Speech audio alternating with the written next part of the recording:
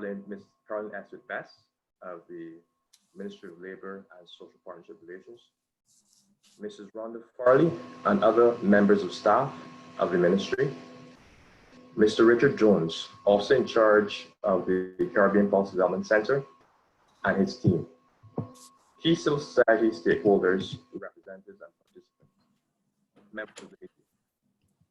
Ladies and gentlemen, good morning and God bless. On behalf of the Global Environment Facility Small Grants Program, it is a great honor and privilege to formally welcome you to this second workshop on good governance within the third sector. You are indeed the driving force behind the attainment of the Sustainable Development Goals. So without you, without civil society, these goals are really unattainable. The Just Small Grants Program, implemented by UNDP, is present in 125 countries around the world. And in each country, we really place a premium on developing the capacity of civil society. In fact, since the inception of SGP in 1992, capacity building among civil society organizations has remained a critical cost-cutting element in SGP's work. So much so that we set aside 10% of our grant-making resources to engage specifically in capacity building activities for civil society partners. So keep that in mind. It is therefore not only our duty, but our pleasure to have contributed to hosting this second workshop in partnership with the Ministry of Labor and Social Partnership Relations and the Caribbean Policy Development Center. I must say that the ministry, under the strong leadership of Minister Jordan, has been an excellent partner, and we look forward to supporting and facilitating future initiatives led by the ministry. CPDC, currently led by Mr. Jones, even in this challenging context of COVID-19, they continue to embody what our former Secretary General Ban Ki-moon said when he visited Barbados and told me that we must do more with less. And I am seeing that CPDC continues to do more with less resources. Through this partnership, we hope to enhance the knowledge of the key elements of good governance and to build the necessary skills and strategies to successfully implement good governance structures. Such capacity development is important to improve transparency, accountability, integrity within your organizations, so that you can meet the minimum standards of compliance. This also ensures your organization is not left behind and even left out of the key processes, so that your important work is not discounted or curtailed. In addition, good governance that is properly contextualized would improve the overall efficiency and effectiveness of your organization. So, ladies and gentlemen, as I close, I would like to therefore conclude these welcome remarks by reiterating SGP's strong commitment to civil society and capacity building, and specifically capacity building of this nature that contributes to SDG 16, which is strong, inclusive institutions, and SDG 17, Partnership for the Sustainable Development Goals. Our aim is to ensure that no one is left behind, and I am certain that you will have a very productive workshop this morning. Thank you, and God bless. Thank you very much, David, for those very interesting remarks. I hope you reiterated that 10% of your budget goes to capacity building for the third sector. So I hope the organizations are listening to that. Now I am going to invite the Honorable Minister, Colin E. Jordan, to just make his brief welcome to you this morning. Thank you, Minister. Thank you very much, Rhonda, Coordinator. Mr. David Bino from the UNDP, the Global Environment Fund, Mr. Jones, Richard Jones, Caribbean Policy Development Center, Deputy Permanent Secretary, all partners from CPDC, those from the Ministry of Labor and Social Partnership Relations, all of you who are attending this morning and being a part of this workshop, good morning to all of you. I am very, very happy to be able to welcome you this morning. I'm not going to be long. COVID and the virtual world has taught politicians that it is possible to speak for less than half an hour or less than an hour and still get your points over. I'm happy that we've been able, as a ministry, in collaboration, really strong collaboration with our partners, to have a series of capacity building workshops launched. This is the second in that series, and I really need to thank Ms. Farley for her work in assisting us here in the ministry. We have driven it from the ministry's perspective in collaboration with our partners in ensuring that an important mandate of this ministry is fulfilled. This ministry is the Ministry of Labor and Social Partnership Relations. The Prime Minister, when she developed the concept for the ministry, indicated very strongly that it had responsibility for third sector relations. We understood that in the ministry as we sat together to work through what our priorities would be, to mean the facilitation, the development, and providing assistance for third sector organizations. Government recognizes that it is not possible to govern without the full inclusion of all sectors of our society. Our first meeting, the day after we were sworn in as ministers, was to meet with the social partnership. And that was both a signal that we intended to govern and manage the country in a collaborative way, working with other partners. And it was also a recognition that you really cannot manage a country without engaging others in the country. All of the knowledge and all of the capacity does not lie within a government or governmental structure. So we reached out quite early to the partners, recognizing that they needed to be fully on board and fully a part of what we were doing. Government also, I think less than a year later, from the ministry, we were able to launch the Social Justice Committee. And the launch of that Social Justice Committee was a fulfillment of a manifesto promise, but a promise that was built with the understanding that any growth, any development in the country had to be just. In other words, we wanted to build a just society. And so the development of the country cannot just be about numbers. It has to be undergirded by the concept of justice, equity, fairness, and all of those good old Bajan values that we've come to treasure and that some of us feel we may be on the brink of losing. So the Social Justice Committee was formed to bring civil society particularly, even though the Social Justice Committee also includes representatives from the workers' organizations and employers' organizations, but it was meant, and it still is meant, to bring civil society to the table. Now, we've gone a bit further. The social partnership is quite deeply embedded in of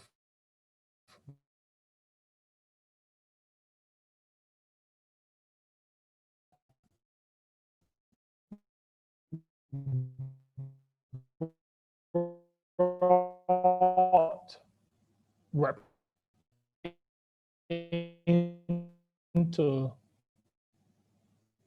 meetings and consultations of the what we would understand as the tradition, the ILO governing body, and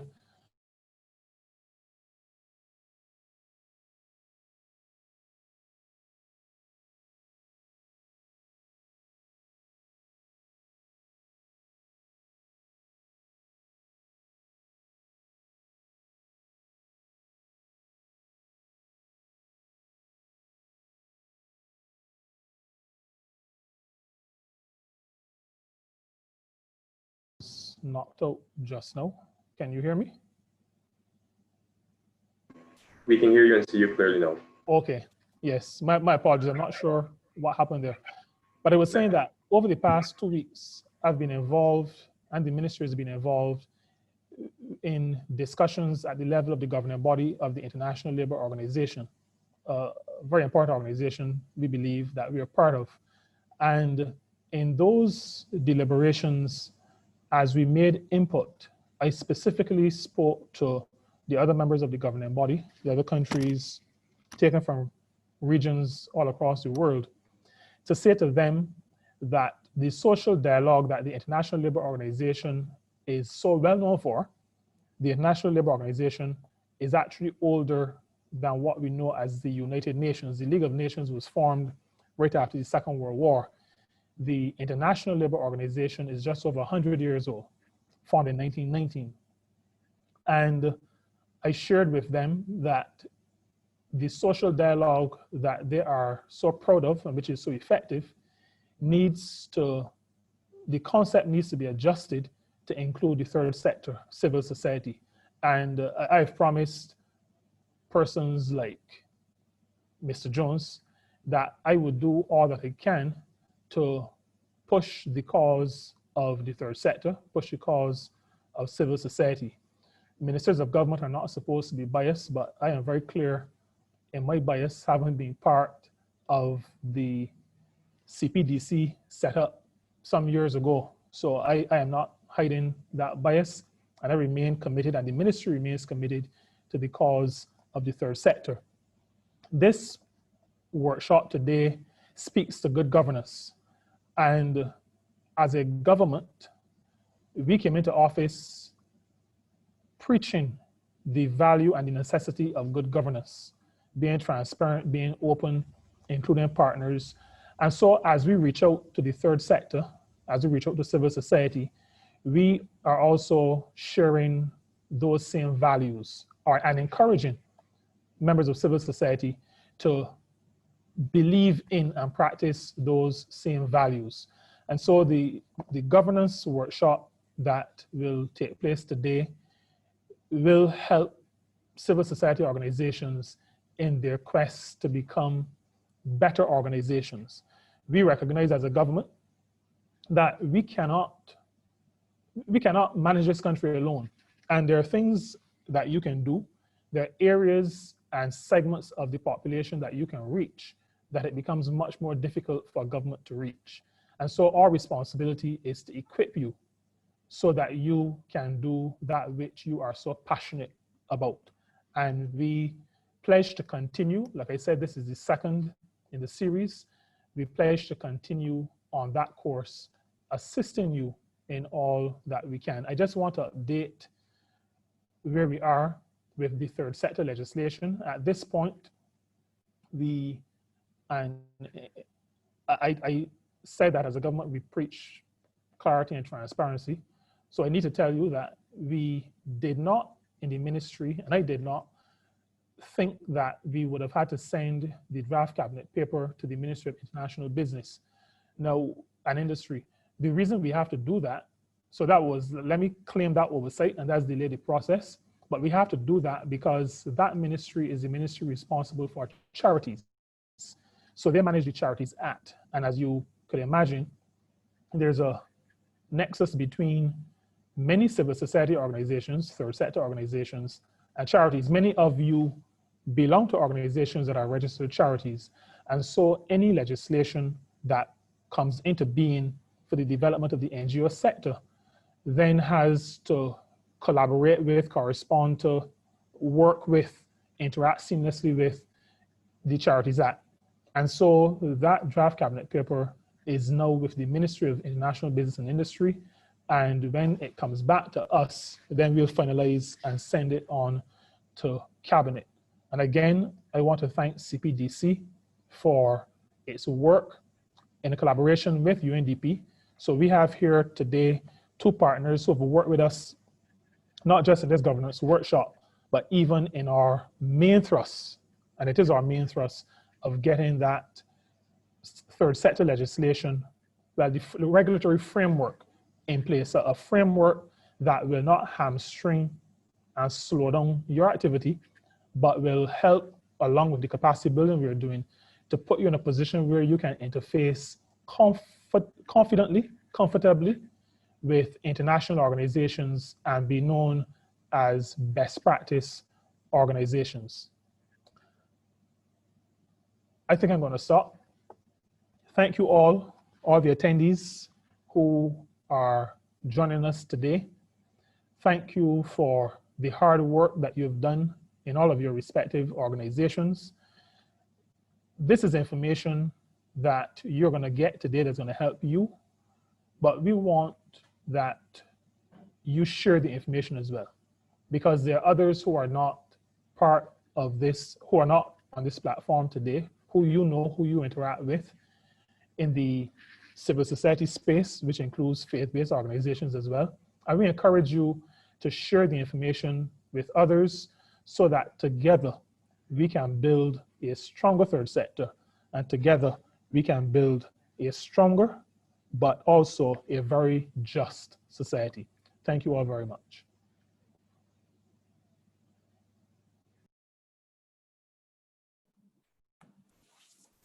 Thank you, Minister, for those very brief remarks, Thank you. And as the Minister said, we will be engaging and collaborating. Some of the organizations we already have collaborated with on other programs and so on. So thank you, Minister, and thank you, Mr. Baino, for your welcome this morning. And now I am going to hand over to Mr. Richard Jones. He is the head of the Caribbean Policy Development Center. So he and his team will take us through this today and tomorrow for the workshop on governance. Welcome, Mr. Jones. Thank you very much, and good morning to everyone.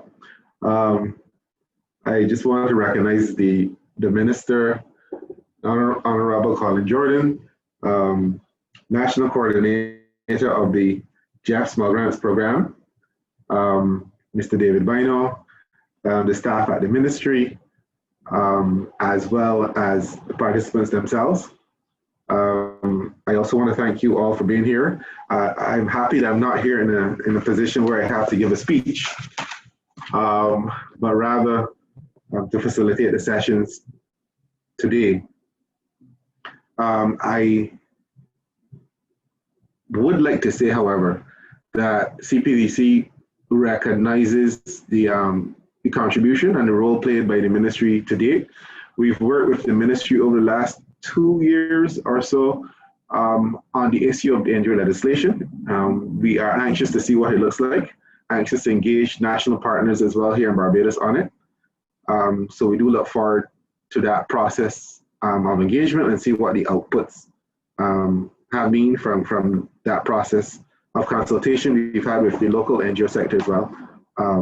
And certainly Mr. David Baino, who has been a steadfast supporter of the sector, and I would dare say even sometimes beyond his original mandate, but more in the broader context of the SDGs and ensuring that the NGO sector in Barbados does have the resources to contribute and make an input and influence the success of the SDGs within the national sphere. So I thank both of you for your contribution and your partnerships, and just wanted to recognize that first off. As we go into the session today, I will hand over shortly to do introductions by Ms. Karen Phillip, one of our team members, who would guide you through how the session will flow. This is the first morning or half day of 2 sessions. Tomorrow is the following half. Today we deal generally with the good governance issues, and tomorrow we look more in depth into the financial side of good governance. But for now, Karen, if I can hand over to you to do the introduction session. Hi, good morning, everyone, and I'm so honored that you're here with me. So we're just going to have our cameras on for the beginning, and then we will take it off. At this time, I want to hear who else is in the room. So I'm asking if the attendees could just identify themselves by their name their organization, and what's their favorite color. So I am Karen Phillip. I am from Caribbean Policy Development Center, and my favorite color is blue.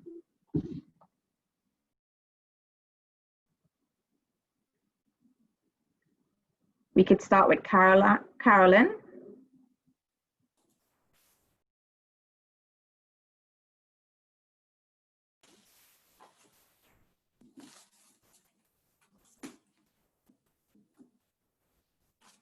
I can go again. I said my name before. I'm Rhonda Farley, and from the Ministry of Labor and Social Partnership Relations. I don't know that I have a favorite color, but since this is our month of independence, I will go with yellow. Thanks for sharing. All right.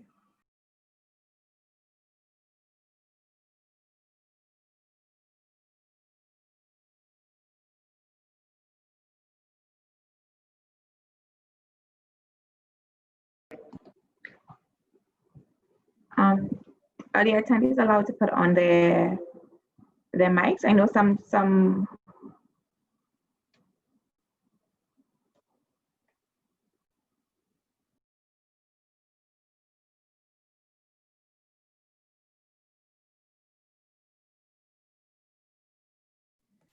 We seem to be having a little bit of a challenge, so I will speak to IT to find out what's happening.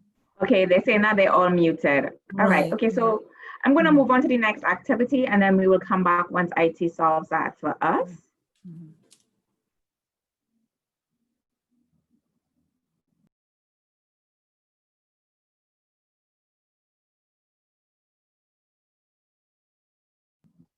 So today, as was discussed, we're here to learn about governance, and we're trying to have an interactive workshop where we'll be able to discuss the issues as related to good governance and as well as financial management and how it relates to good governance. So one of the objectives of the workshop is to enhance the knowledge of participants on key elements on good governance and also build the skills and strategies. So we don't just want to leave you with the information. We want to ensure that you have the skills and the knowledge to do it. And we also want to have a space where we could share.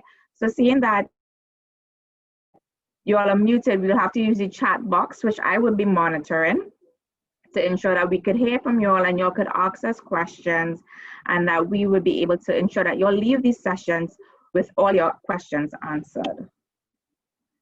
You all should have received the agenda yesterday, and for today we are looking at the important introduction of good governance. What is good governance? What are the guidelines around good governance and the principles and the principal actors of good governance?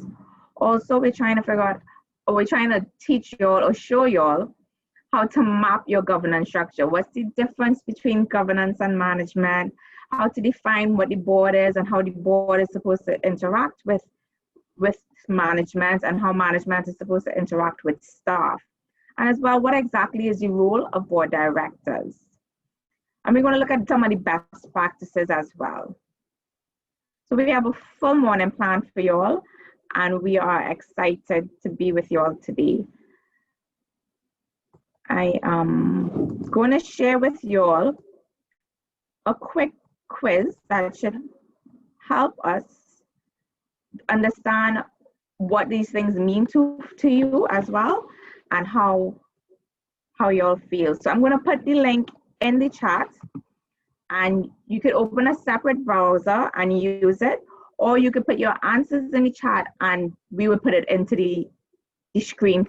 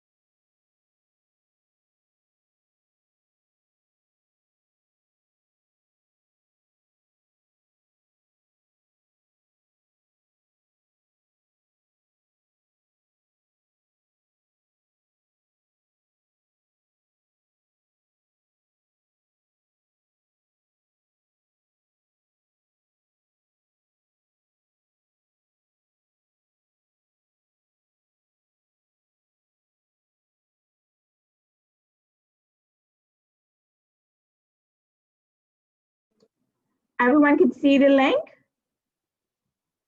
So we have one person put in, right, so we have some more comments coming in.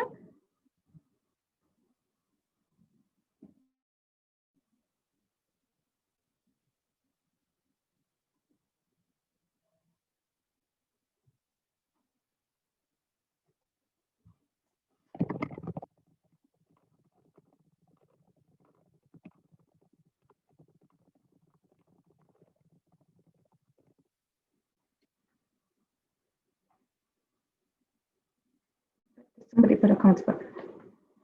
So if you, right, so thanks Sharon for putting your own, and Christian is going to put it into the link for me now, so it'll come up.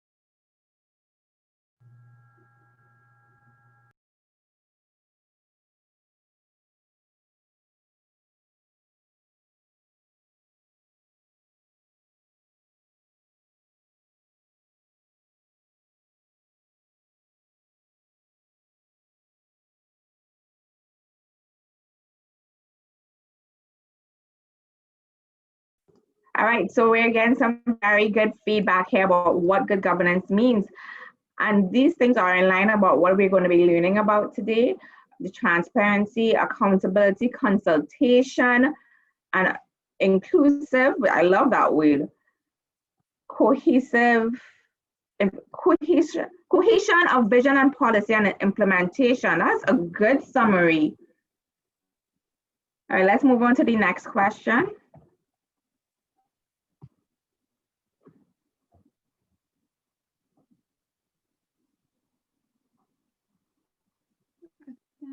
No, they're not letting you turn on your cameras, but they did allow you to put on your mics, so we'll be able to do the rounds of microphones shortly. But for now, we'll just finish up with this quiz and then we'll do the introductions.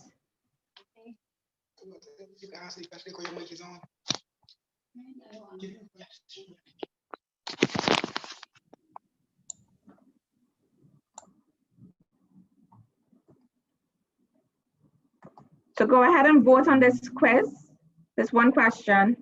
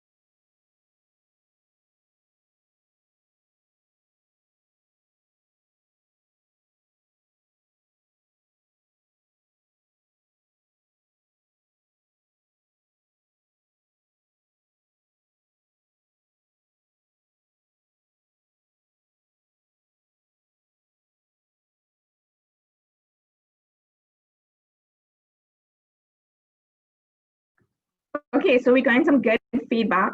Six persons said that participation is a feature of good governance. 4 says consensus oriented.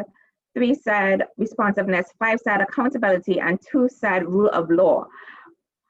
These are all correct because there's no wrong answer for this one. And we're going to learn in more depth what these things mean to good governance. So now that we have mics for everyone, we're going to go back and do the round of introduction.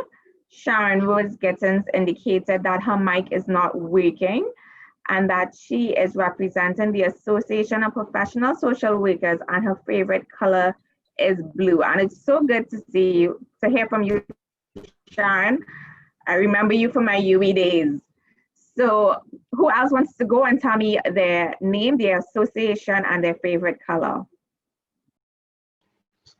Hi, can you hear me? Yes, I can.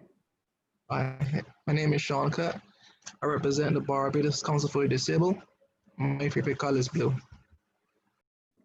It's wonderful to meet you, Sean. Hi, good morning. My name is Cheryl Griffith. I represent CASA. My favorite color is lime green because I'm from St. Peter, chairperson of St. Peter Parish Independence Committee. Good morning. My name is Celia Rosita Pollard. Can you hear me? Yes, I can. Representing the Asthma Association of Barbados, my favorite color is green. So we have 2 greens, 3 blues. Yeah, good morning. This is Emmanuel Joseph, President of the Barbados Association of Journalists and Media Workers. I love earth tones and happy colors, meaning like no dowdy colors, like my reds and greens and that kind of thing.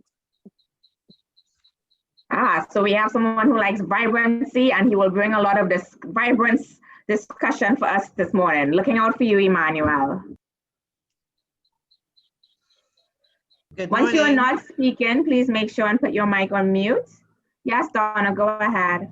Good morning. My name is Donna Russell, and formerly of Variety, the children's charity, but today I am here representing Bango.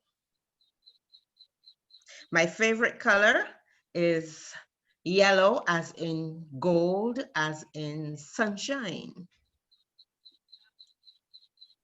Yes, and you have a smile that is with all the sunshine in the world. So I'm glad to have you here with us, Donna. Thank you. Good morning. Good morning. I am Rosalind Conliffe, and I am the secretary to Bango, and I also work for NGO, the BPW shelter. So nice to have you here this morning. What is your favorite color? Sorry. I don't really have a favorite color, but in this season, I go with blue. Okay. All right. Good morning. Good morning. Hi, my name is Jean McCallum. I'm representing the Seventh-day Adventist organization, and my favorite color is white. Thank you. Okay.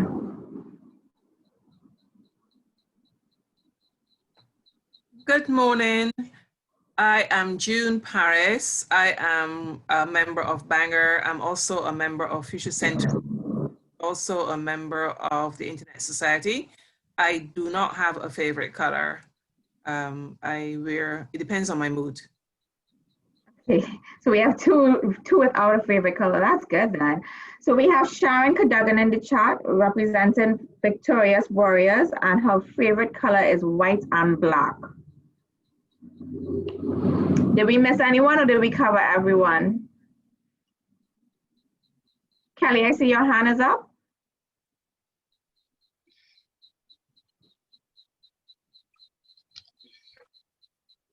Kelly. Okay.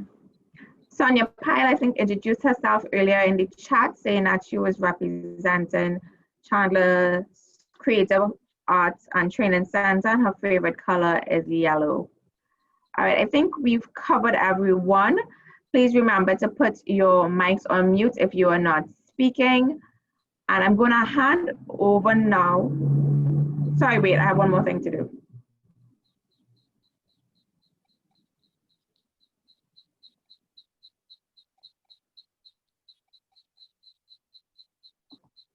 So the overall purpose of this workshop is to improve the proficiencies of NGOs personnel in good governance practices within their organization.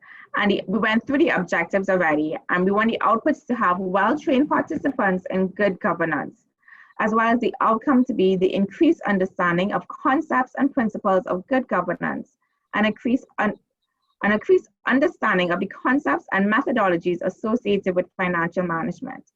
And based on the feedback that y'all gave us in the short Menti poll, I could see that y'all have a good understanding of what we're going to be talking about, and it's just going to be a matter of reminding y'all and helping y'all to improve your strategies. And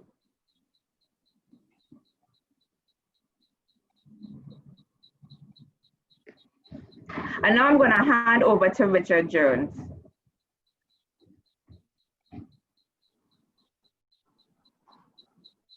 Thank you, Karen.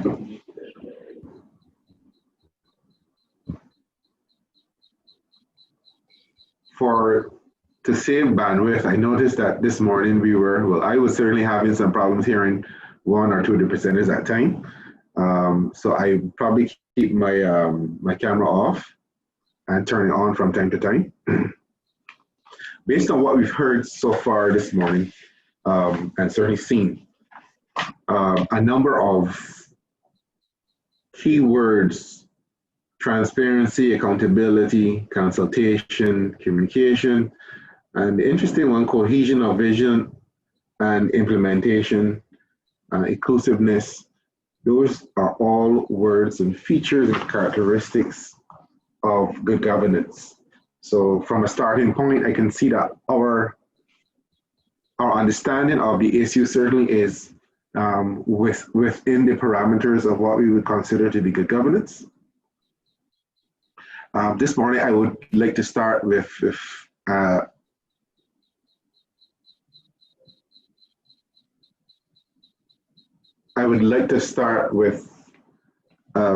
explanation, definition of what good governance is.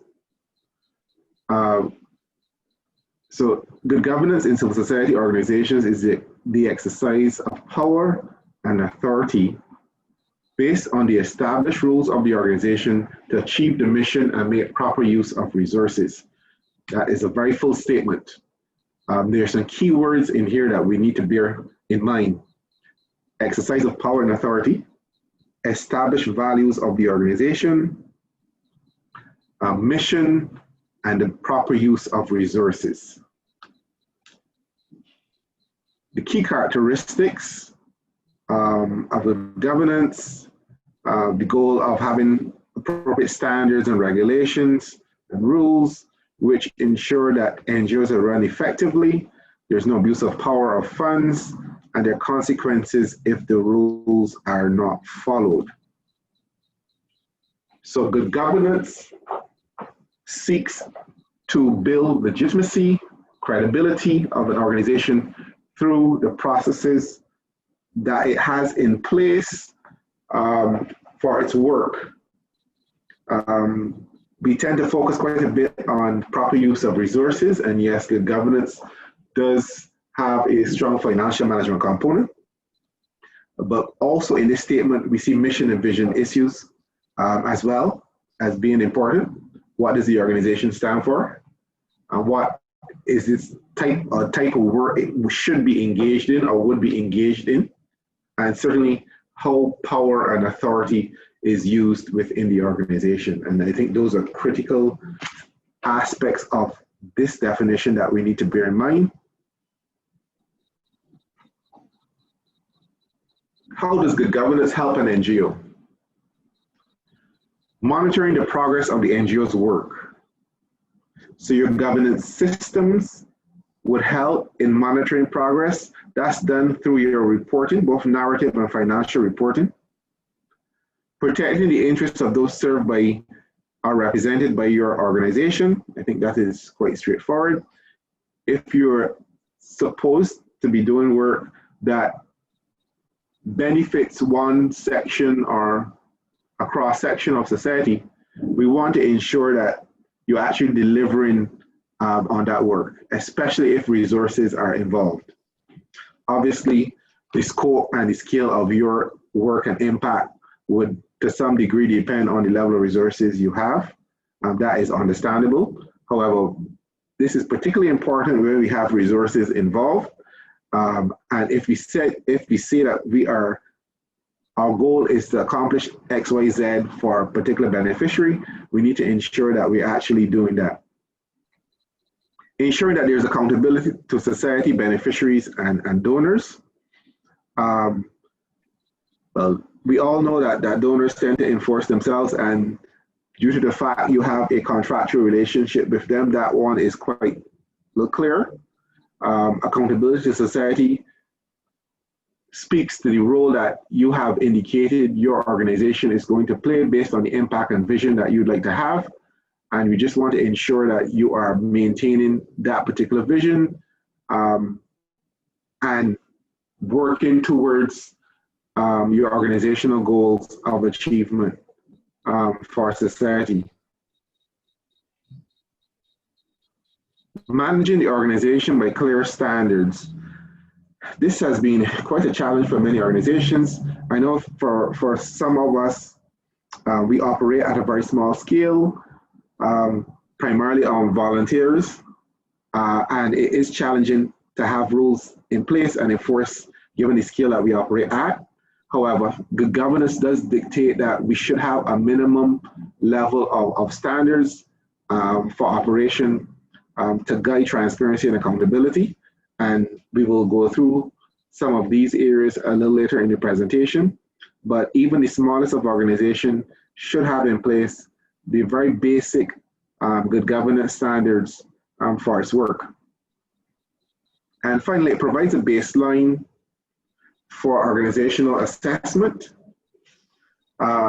in that in the creation of your standards, whether that's for your programming, where you have indicators, this is what you like to achieve, whether it is budgeting and you receive funding based on this budgeting, whether it is administrative systems of procurement, you are able to measure your organization's ability to implement these systems and be transparent in it.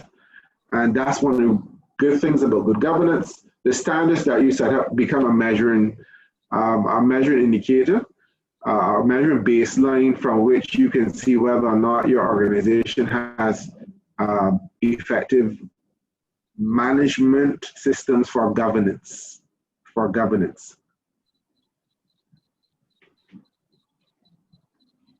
Guidelines for good governance. And we'll be starting off in some very general terms. So the guidelines for the governance, existence of a trustee and bylaws to guide governance processes.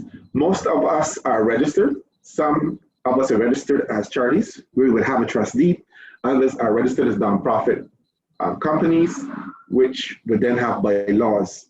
And this document usually forms the basis for our governance structure, governance systems. It has the legal requirements by which we have committed to functioning in law.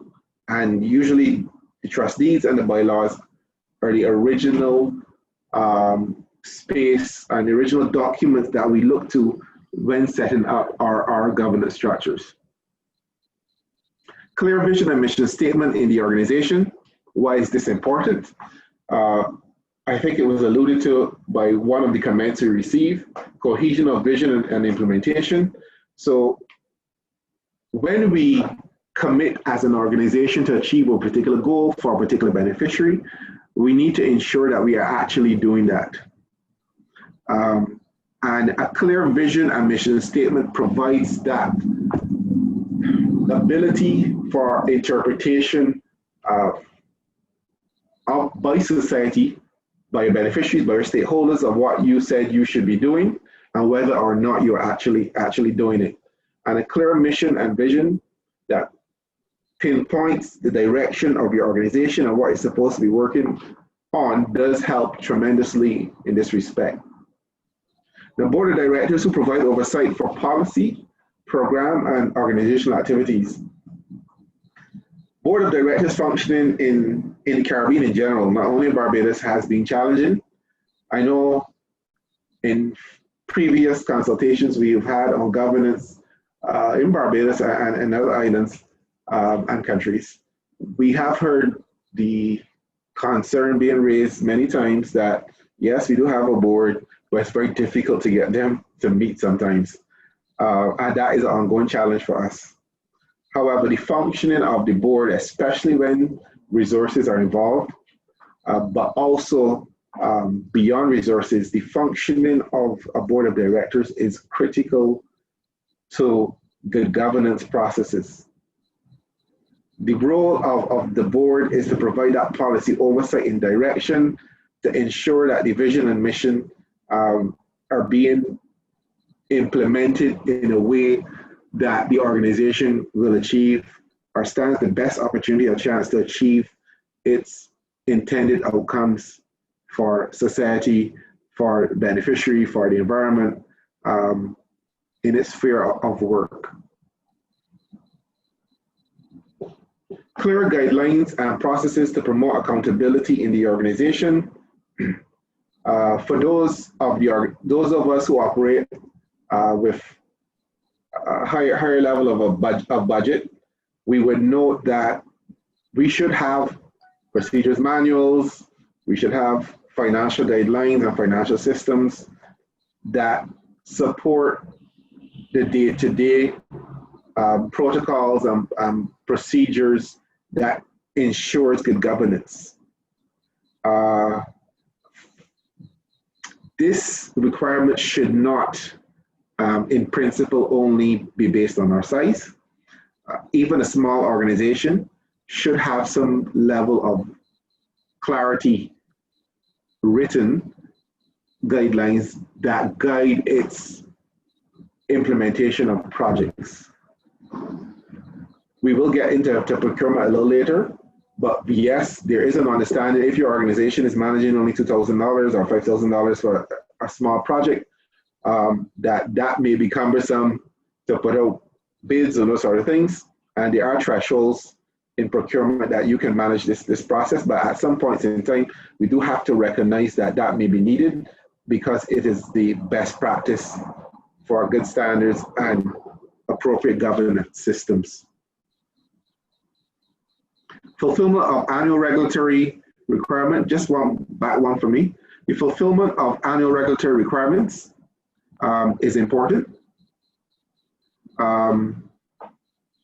We do need to ensure that we submit the relevant documentation that's needed.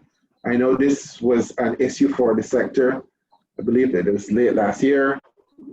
And I know that the ministry is presently working, as the minister indicated, on new legislation for the sector. And we have to see what those requirements are. But certainly filing our audited reports or management statements on an annual basis is a requirement. The details of what the new proposed legislation will have in it is something that we have to review, but certainly having at least a report of the activity, the key activities we would have implemented, which is the annual report, and as well as a financial report of our expenditure is very basic for an NGO regardless of size. Obviously, as I said, if you're a big organization, you may require an external audit. If you're a small organization, maybe $5,000, $10,000 or less or more, probably let's say $20,000 or so, you may very well need your management statements in place. It is a must that we should do it. A simple thing like spreadsheets on Excel, which we'll get to the methods of creating spreadsheets and financial reporting tomorrow. But you do need these basic documentations in place. Organization management practices are well established and simplified procurement process and manual. I won't go too much into these as we would pick this up later in our presentation and as well as tomorrow. If we can move on to the next slide.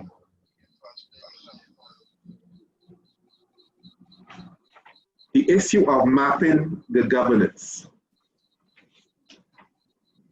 What is governance and what is management? How do we delineate the difference between them. Sometimes management and governance are used interchangeably, but that's not an ideal case. Governance speaks to the more broader context, the systems and processes that are concerned with ensuring overall direction, effectiveness, supervision, and accountability of the organization, typically the purview of a board of directors. For those organizations that are membership-based as well, you may find that your annual General Assembly is the highest governance mechanism within your organization, and then the board as well. Management takes direction from the board and implements this direction provided on a day-to-day basis. Management has the following responsibilities: plans and implements organization's vision and mission, communicate expectations, and report results to the board. And we took this from the USAID document, implementation tips for USAID partners. So we see governance, broad context, management implements governance policies. A little bit more explanation here. Governance oversees from the outside. That means it's not internal to the staff of the organization. Makes decisions on direction of the organization. So we're talking about broad policy decisions, selection of senior staff members, and certainly the guidelines under which that should happen. Guides function of the board of directors, which is something that we have found often is missing in the Caribbean. We do select board of directors, and many times the board does not really know or is clear exactly what is their role and function. And provides general policy oversight and enforcement. That's on the governance side. Management, we're talking about internal day-to-day operations. We're talking about plans and implements programmatic and project activities. We're talking about oversees the staff members or team functions and implement the internal governance systems. The next slide just gives you a graphical idea of the placement where governance is located, where management is located. So whether you are a charity, let's say you're a charity and you have a meeting of trustees that happens every year, every 2 years or so, which selects your board of trustees. That's where governance and policy oversight and direction comes from. And at the management level, this is where the actors implement your policy. Both are important actors in this process. We need both the policy oversight, policy direction element, as well as those persons who are implementing this policy and ensuring that policy is adhered to. The following slide looks at key features of the governance.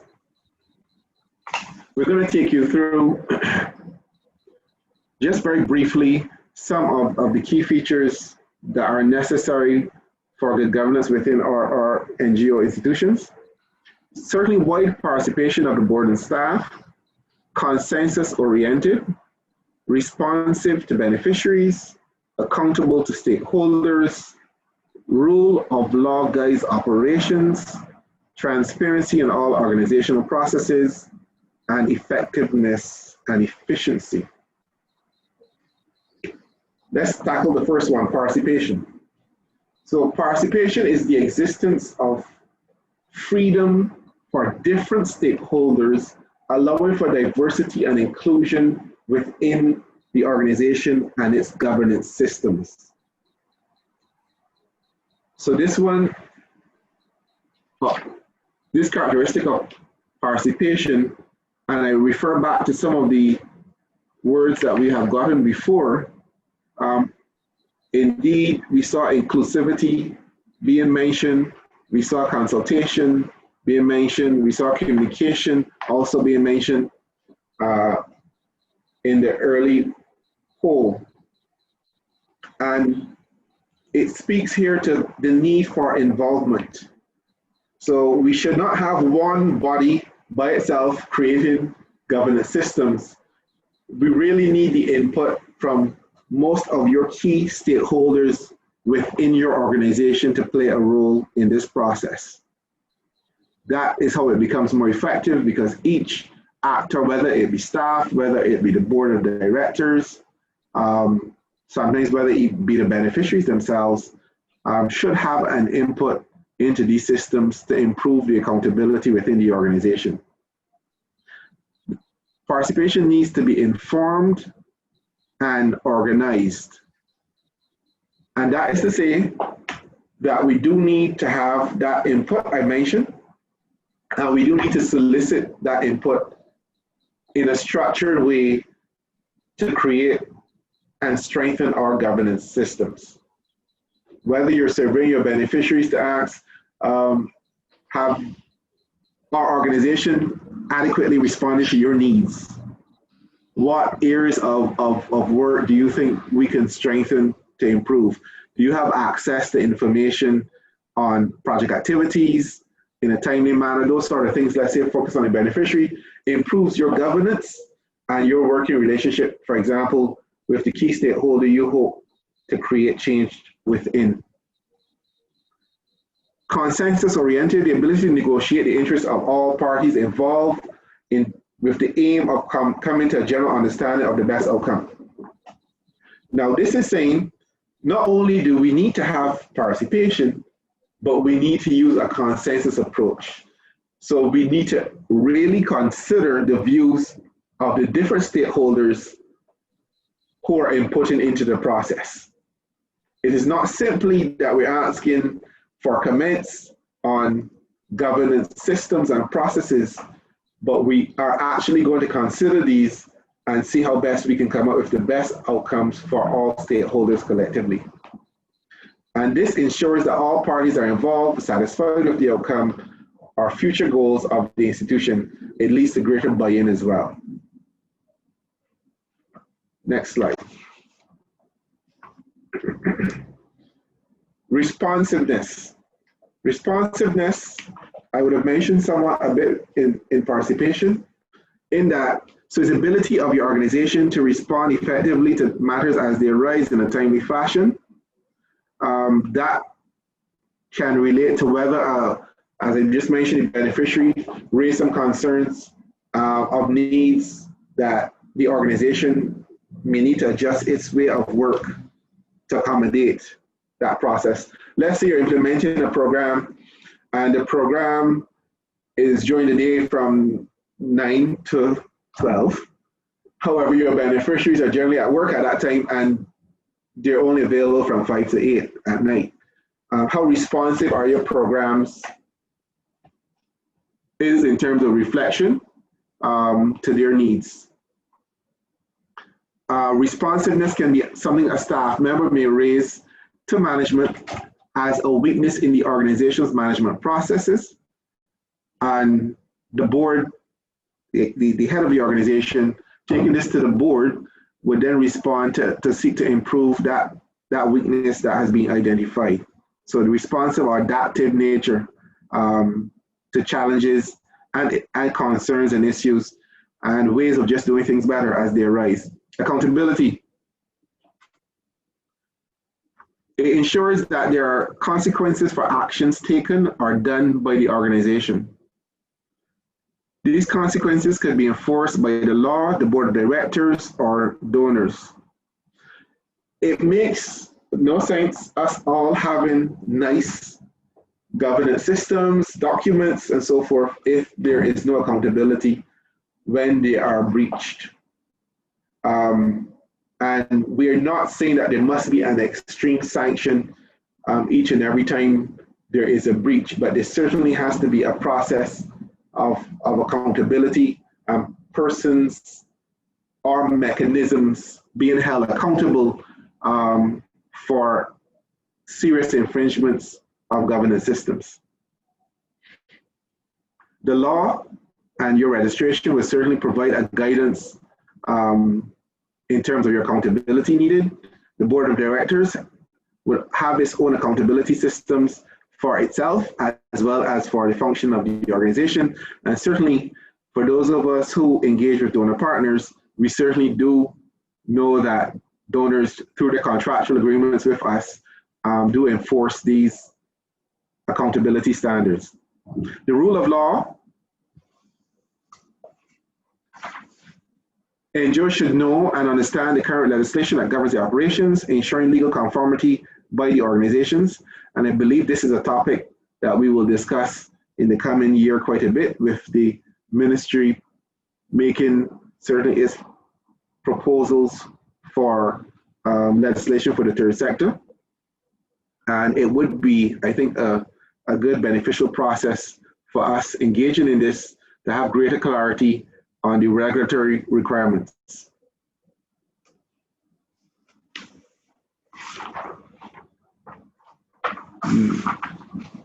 Transparency and accountability. Transparency. The existence of records, monitoring documents that are accessible to key stakeholders. We cannot be accountable if we are not transparent.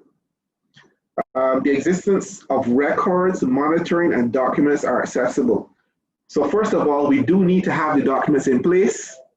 And secondly, they need to be accessible to stakeholders. Financial reports, project evaluation reports, invoices, and receipts. While obviously we treat things such as receipts and those internal detailed documents, quotations, and so forth, those are for internal purposes within our organization. We do need to have financial reports. We do need to have our project reports. We need to have our project evaluation available to our stakeholders if they are requested.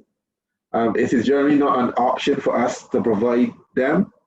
We should really have them available on request, either in an e-format, through e-publishing or online dissemination, or on request in the office hard copy or so forth, but we should have that available. Efficiency and effectiveness, the ability of the NGO to produce conclusive outcomes within their financial means and satisfies the stakeholders.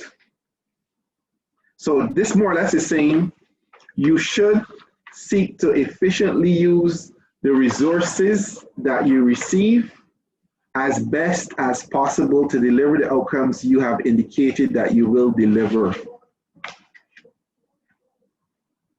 So in a very simplified manner, it is saying to us that if we receive a grant project, let's say we submit a project, it's for $50,000, and we said that we would deliver training and education and after school programs for 100 or 50 young people from X community.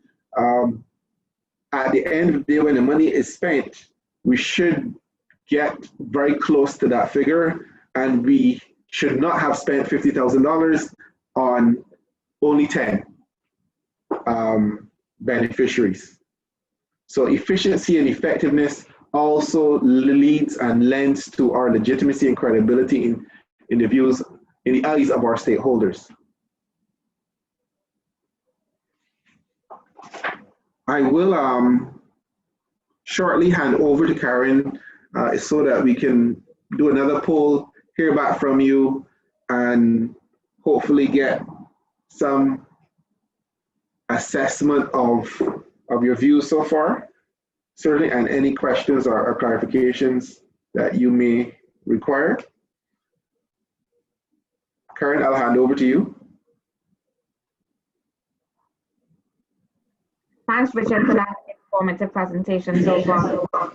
So we are just checking in with you. Do you have any questions on what he has been presenting? Do you understand the difference between governance and management now?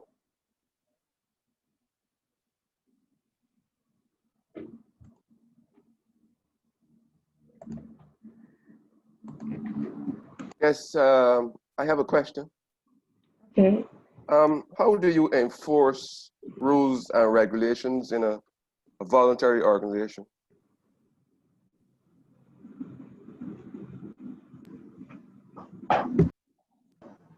That is an excellent question.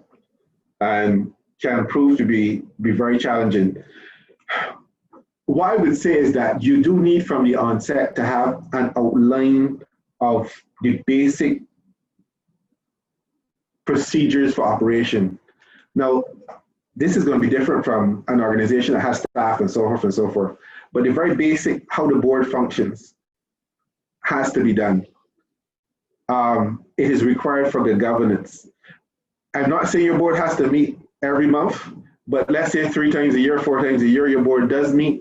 You agree on a program of action. You agree on the basic operations of if money is received, how that money will be spent, whether it's a general procurement. Now, my point is that the level of detail required would differ based on the scale of operation. However, the fact that those procedures exist and are utilized is what's important. You cannot make it too onerous in a voluntary organization because people are volunteering their time and they will probably not adhere to it or not want to participate if it seems onerous. Is a balance that we have to strike in terms of voluntary organizations, but there has to be a basic process in place, or there should be, I should say. Perhaps in your selection process, or if it's an organization where you have membership, and those who desires of being elected to the executive or the board, maybe what we need to do is carefully select the personnel who are desirous of playing a role on the board in terms of their commitment and the ability or the willingness to adhere to rules and regulations. Because quite often at meetings, people just want the prestige of saying I was elected as president or vice president or general secretary, and when they start going, then everything changes, So this is one of the challenges I find. Emmanuel, this has been an issue that has been raised with us, whether we are doing a workshop in Guyana, whether we're doing a workshop in Belize, in Suriname. We have constantly heard this challenge. One of the first steps I would suggest is that we start to use terms of reference for board. Quite often persons commit to being on boards, as you say, because of prestige, and they don't even know what their role is, what time commitment is required. So I think the starting point for us is to have a simple terms of reference. When I say terms of reference, I'm talking about 5 pages, and we'll go through board terms of reference a little later on in the session. And this would help at least help persons to know what they're getting into before they jump on board. And before they decide that, well, yes, it's procedures to head this organization, so I'll do it. But you need them to also be committed to what it takes to function in that role and position. And the board terms of reference is a starting point at the governance level of the board. I think you're absolutely correct, because I find that is not done often at election time. People just know there's a title and they jump in and they're not aware exactly what is expected of them. And I take your point. Okay, thank you so much. Now we're going to move on to the next mentee. I just put the link in the chat. If we could just click on it and open it up. It's a simple code.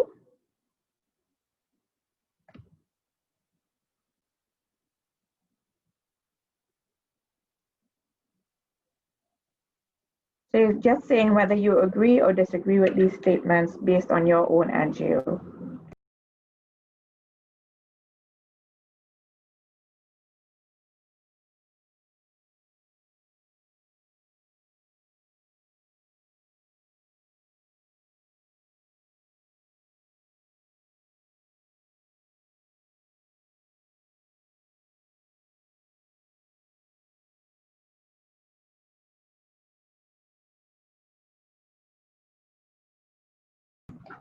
Click on the link and go ahead and vote. Use the code, or the link should be able to carry you directly to the poll.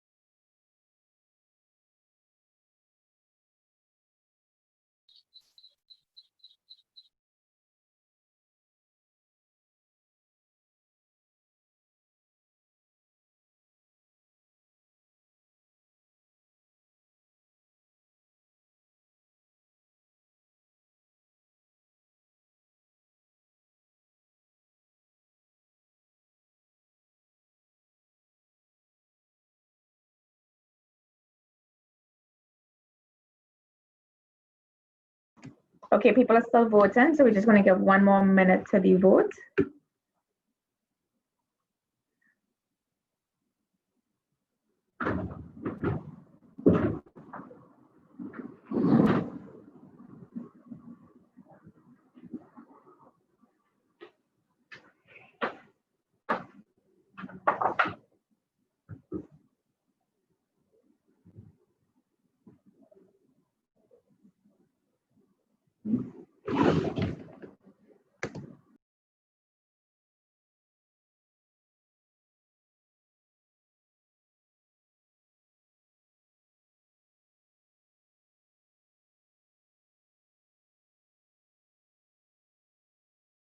The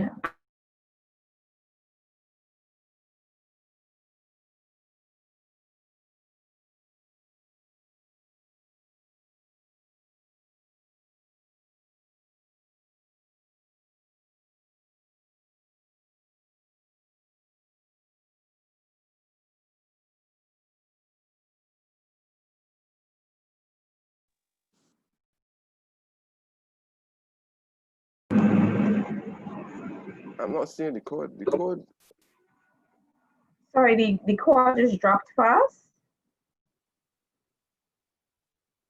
Are y'all hearing us now? Hello? Yes, I'm yes, we hearing are. you. I'm hearing Okay. you. You said the code is what? The code is up to the top of the screen, 6549320. No, I'm not seeing it. Okay.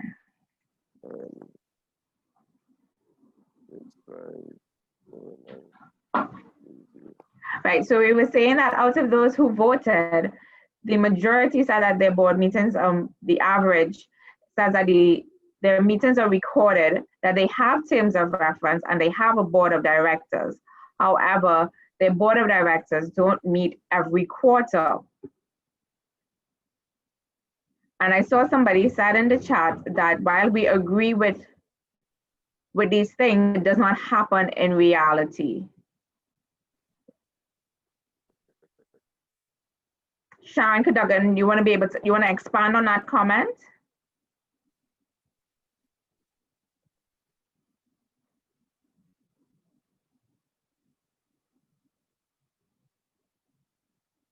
Okay, all right, we're gonna go back over to Richard and we'll talk about why the board should meet and how the board should meet and other issues that deal with the board of directors.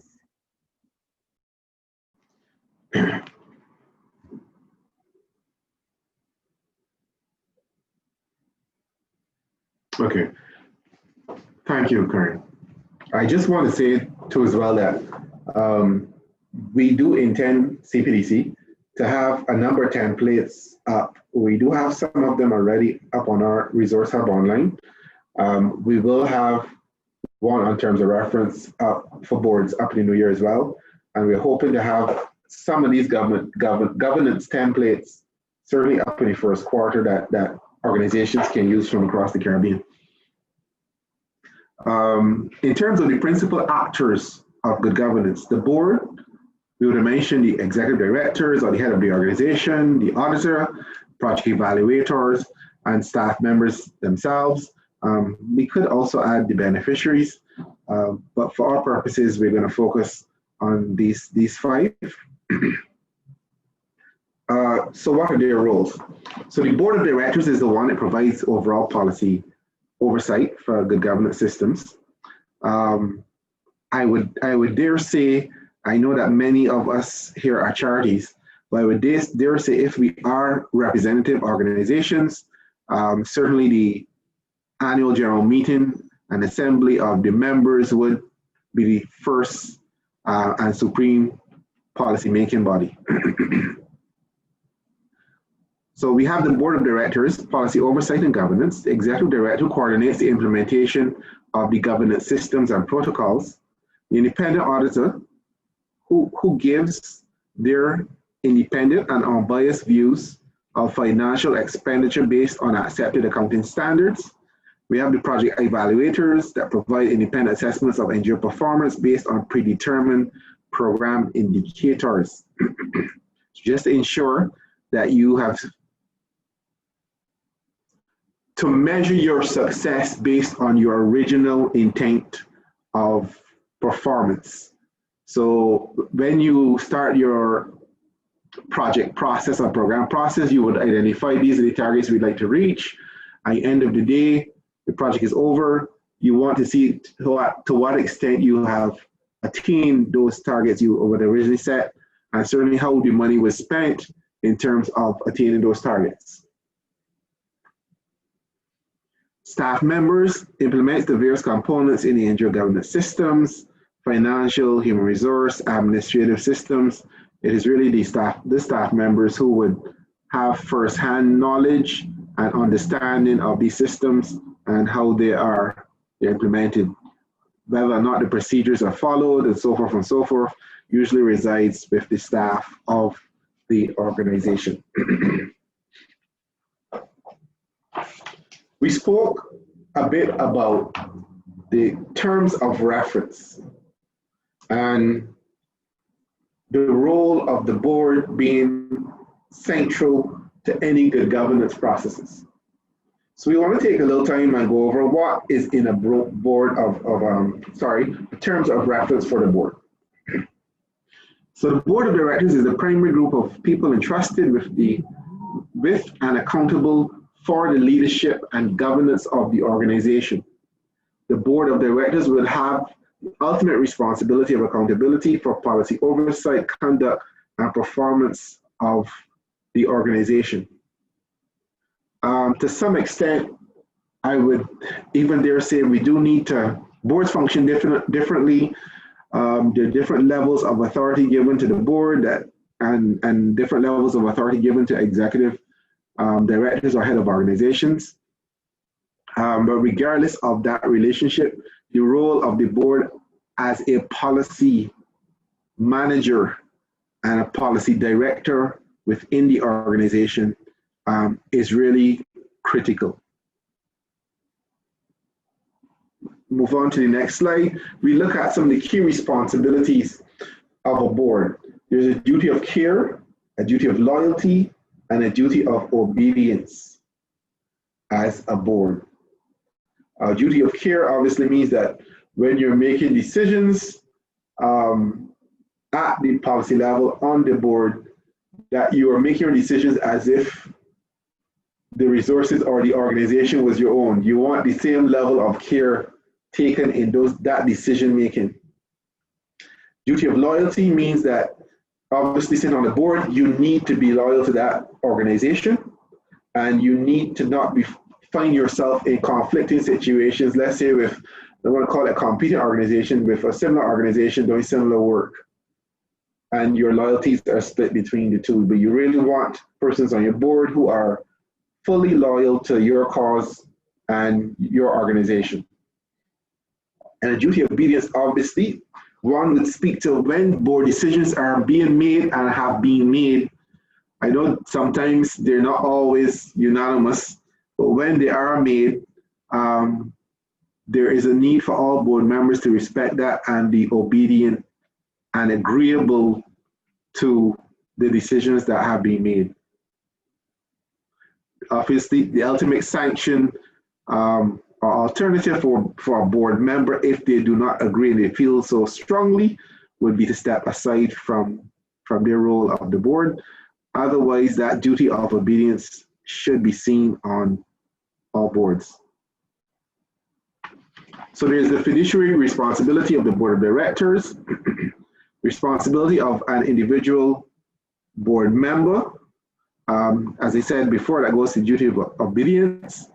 The personal characteristics of board member, all of these items and areas of focus should be included in your terms of reference.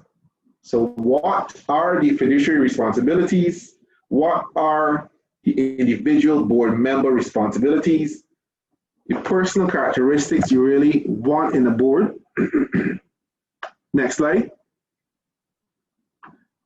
Criteria for the board selection, the job description of the chairperson, treasurer, executive officer, secretary of the board.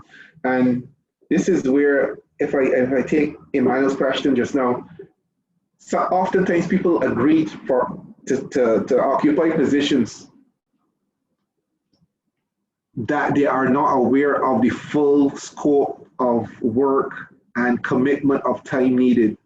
And we use terms of reference, board terms of reference, to help guide this process so people are more aware of what they are getting into. And they certainly cannot say after they have been selected or elected to a board that they did not know it was going to be so much work, which happens quite often in the sector. And this is one of the key reasons why we find that board terms of reference are important. Board committees should be included in the board terms of reference. Whether there is an executive committee, they don't necessarily need to be one. But however, if there is executive committee, what is its role, its function, and so forth? The key responsibilities, the program development and project, role of the board on committees, the appraisal committee, program development and project appraisal committee, financial and audit committee, fundraising committees. While I have stated this, and it is useful, the level of detail and areas of focus in your board terms of reference would also be a function of the scale at which you're operating at. If you're operating at a smaller scale, you obviously may not need to have committees, given the demand for policy direction would be on a smaller level and can be dealt with by a board of directors directly. So the committees become very useful and very much needed as you scale up as an organization, implementing programs and projects.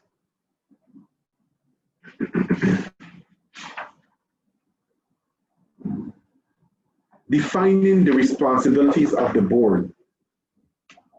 The board develops organizational vision and strategy and approves the strategic plan. So the board is responsible for the overarching vision and mission within the organization, ensuring it's clear and that it can be readily assimilated and interpreted by stakeholders and persons who are reading it. Emanating from that process is your strategic plan, which gives your policy direction for an organization.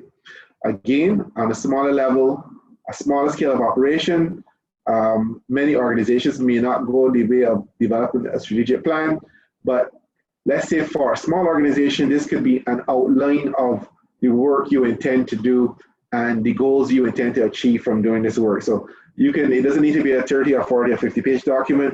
This can be quite simply a 2-page document or 2 to 5 page document that outlines in very general terms what you would like to achieve in the coming 2 years or 3 years within the organization. All depends on the level of operation you're at. So hires and supports and evaluates the head of the organization as well as staff, upholds transparent decision-making processes. Next slide. Ensures financial sustainability and participates in fundraising. And this is an area that we do not really find boards functioning very effectively in Barbados and the Caribbean in general. In the Western context, one of the key roles of the board is fundraising, is leveraging individual networks within the board to the benefit of the organization in terms of bringing in resources as best as they can. However, in the region, this is not something that's widely done or achieved, but it's certainly something that we should aim to. The board provides financial oversight, that is approving expenditure forecasts for sure, reviewing expenditure reports, reviewing and signing off and participating in audit processes as needed. Promotes quality of service and programs, and that is obviously by reviewing reports, the monitoring reports, the project reports, exploring the challenges that the organization has in implementing its successes, and making policy decisions on changes that are needed to improve the delivery of service or representation to a particular beneficiary group, maintains good community, government, and donor relations, manages board activities and fosters board's effectiveness, ensures policy oversight.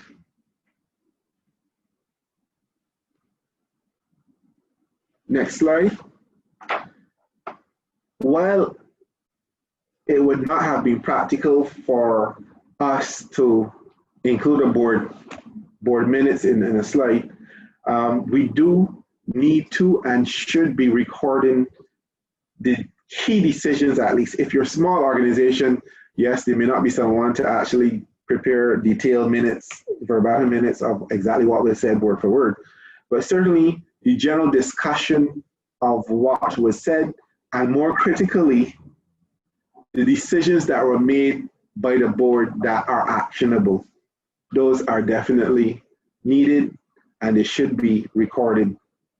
What we have here is an outline for a board minutes for an organization. And you can see the general categories under which the report would have been completed. A call to order, indicating those who were absent, the project update, any other business, a review of the minutes of the previous meeting, acceptance of those minutes or report. All of these things are critical documentation. And for those of you who may not have experience with auditors yet, sometimes the auditors do require you to show them where decisions are made by the board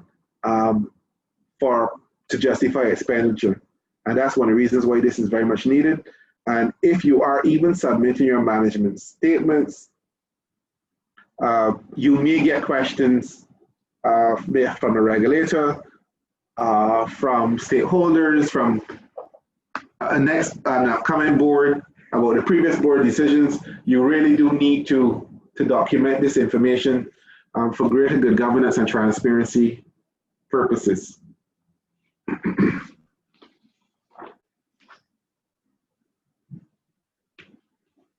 We want to explore the issue of legal requirements. As I would have said in the opening discussion, I would have certainly mentioned the issue of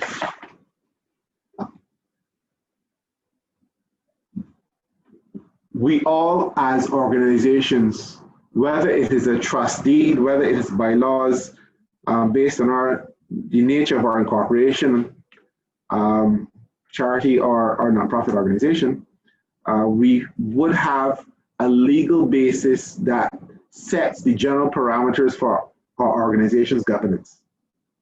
I would suggest, even if you are not registered, that you seek to have some guidelines that are commonly understood and shared by your advisory board on the governance parameters within which this should be functioning. Name of organization, the basic stuff, legal status, which may be the number,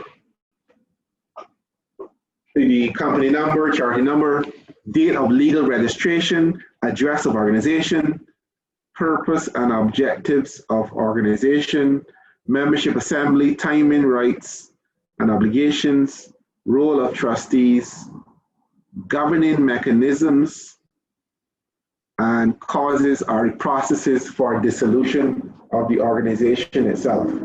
So these are some of the key things that we would expect to see. Just go back one previous slide for me, please.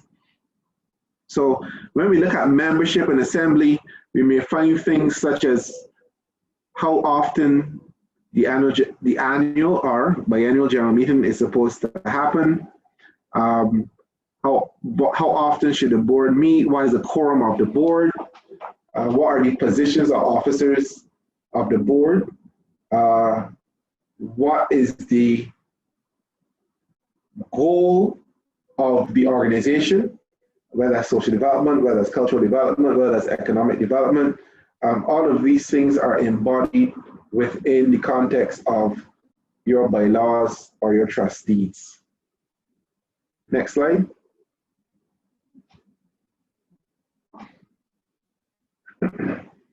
Key components: governance hierarchy. So the power of the board, the power of the membership, when and how board meetings will be held and conducted, how the board of directors and officers will be appointed or elected, voting procedures, what constitutes a quorum, how committees are created and discontinued, number of directors for your board, their required qualifications, and their term of service. Rules that govern conflict of interest, which is very important for boards and staff alike, and how the bylaws and trustees can be changed or amended. This is some very basic information, but collectively it all sets the general parameters for your governance structure within your organization. And all of us who are legally registered would have bylaws or trust deeds, or in some special cases, such as the Family Plan Association, acts of parliament that would guide the governance structure for an organization. With that, I'm going to hand over to Karen once again, and I certainly would like to hear some questions and some discussion from you as well at this stage. And Karen, please take over. Yes, so we do have two comments from Rosalina, who said that she thinks that we should use job description instead of employment, and could responsibilities be changed with that? Because I think what Rosalina was trying to convey is that because they're not paid positions, they should have a way to include that voluntary position into the title, so it doesn't sound like a paying position. You could correct me if I'm wrong, Rosalina, but I don't know if you want to respond to that, Richard. Sorry, please raise the question again. Changing it from job description to responsibilities instead, as it's not a paid position. Responsibilities instead of job description. Right, okay. Well, yes, I mean, you have to adapt the terminology to suit your particular circumstance, so I certainly would not object to that. Okay.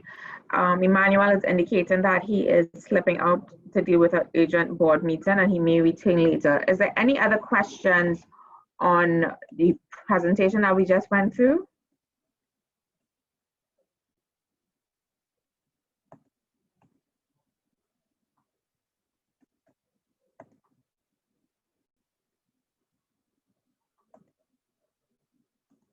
Can you hear me? Yes, I can hear you. Okay, if a board member does not attend the board regularly, or maybe once, just doesn't attend the board regularly, what are the consequences of that? You ask a board member to leave, or what are the consequences of not attending board meetings? Excellent question, and I have actually been in that situation of having to, not as CPDC for clarity purposes, but I have had the situation of having to speak to a board member for a nonprofit that I was on who was not attending, and the board should technically have written guidelines and rules in place for, let's say, if a board member misses 3 consecutive meetings, that there should be a process to write to them and indicate to them, well, you've missed 3 meetings and you have not been able to contribute to the organization, and for them to offer them the opportunity to resign or step down from the organization. And I have actually had to go through that process on one of a board that I would have sat on quite a few years ago. So there should be a process in place, and part of your governance systems of the board itself should indeed indicate how many board meetings a board director should be able or should attend, especially consecutive board meetings.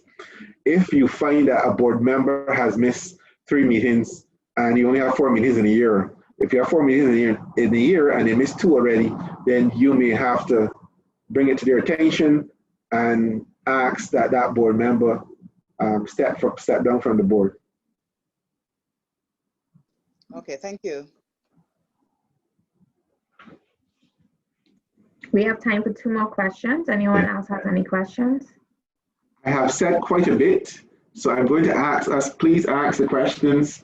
There are no small questions, there are no big questions. We'll take them and have some discussion on them, and I think it'll be much engaging for those participants in general to hear more from your experiences as well. I see that some persons don't have access to their mic, so y'all could put your questions in the chat and I would read them out.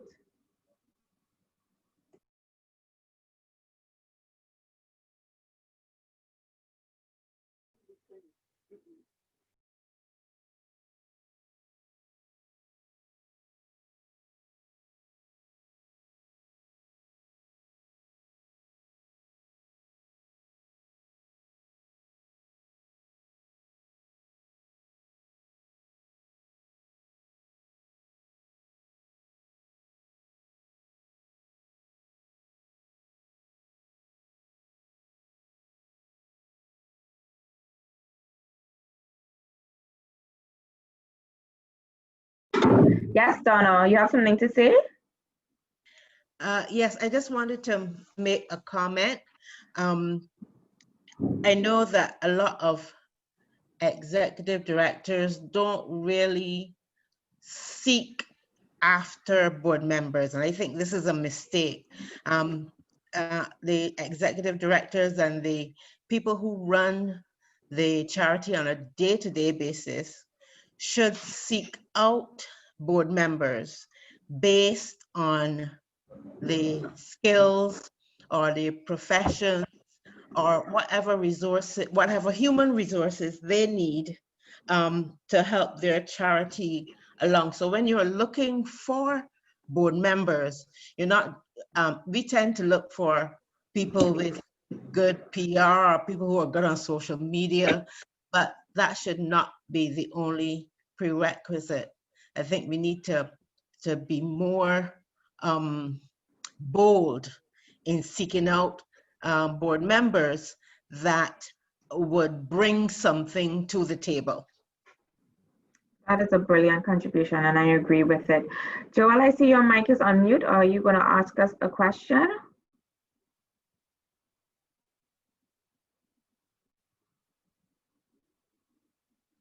Okay, so now by my watch, it is 5 minutes to 11. We're just going to take a quick 5-minute break for bathroom to drink some water, and then we will start back at 11 o'clock on the dot.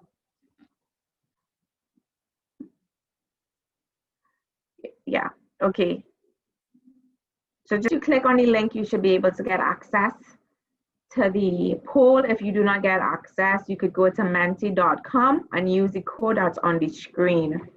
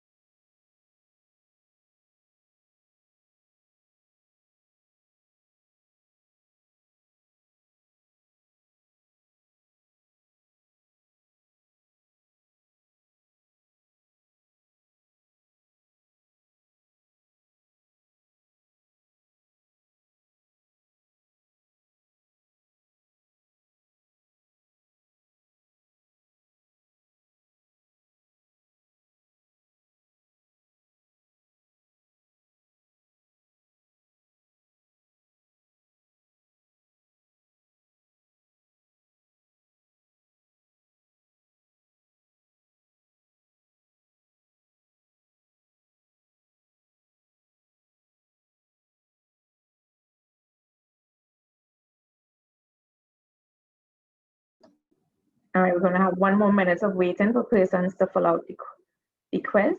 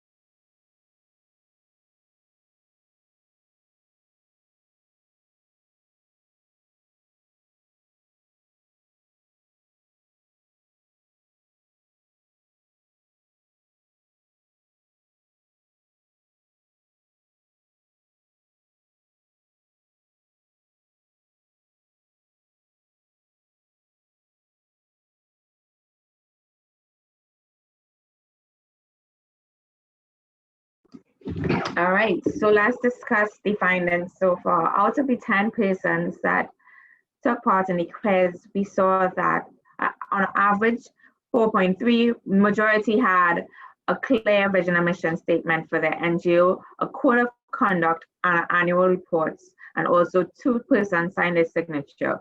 What wasn't so high was the monitoring and evaluation process. Not all the NGOs seem to have one. Now, Richard is going to walk you through a discussion on these statements. Richard, are you there? Thank you, Karen. I just wanted to hear back from some of the organizations here about their experiences with the mission and vision, the code of conduct, and so forth. Some discussion on your experiences. What are some of the challenges that you presently have with your governance systems and putting it in place? I would dare say that, not dare, but I would certainly say that this is an open discussion. We do know that all of our organizations have weaknesses in one way or the other, and we're hoping for some very clear and honest discussion that would help us at the center here gauge your needs, which we want to do, have another discussion and wrap up that looks at what are the needs you have. But in terms of some of the challenges that you have now, please be as open as possible as you can on some of the challenges you have with implementing governance systems, what areas and so forth. I'll just open the floor for persons to contribute.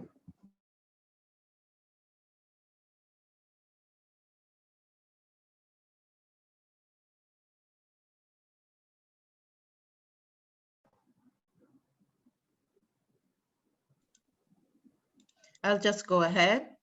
Sure. I think that the biggest challenge is the mentality that most organizations, even when they can pay for a management structure, they can't afford to pay very well, and they lean a lot on volunteerism. I think the challenge here is that the mentality of most toward charities and civil society organizations is that it is not a business. You know, they don't need to be so rigid. It's just a volunteer organization. That's the mentality that most people bring to the table when they're looking at charities and so on. But I always remember a writer who, his name is Dan Pelosi, and he wrote lots of books about charities, and he always says that a charity is a business. It is still a business, and you should still run it like a business. But he also says that if a big corporation spends thousands and thousands of dollars on marketing, it is not a problem. That's normal. But as soon as a charity spends any money at all on marketing itself, then it is seen as a waste of money. So the whole point is that I think we need to look at charities and civil society as businesses. There must be a balance, because with charities, there's more passion and drive involved than in a business, but there must be a balance, and we must see the charity as a business and operate it as a business as well. Thank you for that contribution. And that has been another long-standing issue. I think on the part of our sector as well, we don't do enough in promoting our work. People tend to people being the public, we tend to see small actions being taken, and they do not, I think, see the big picture and the bigger interventions that we're making.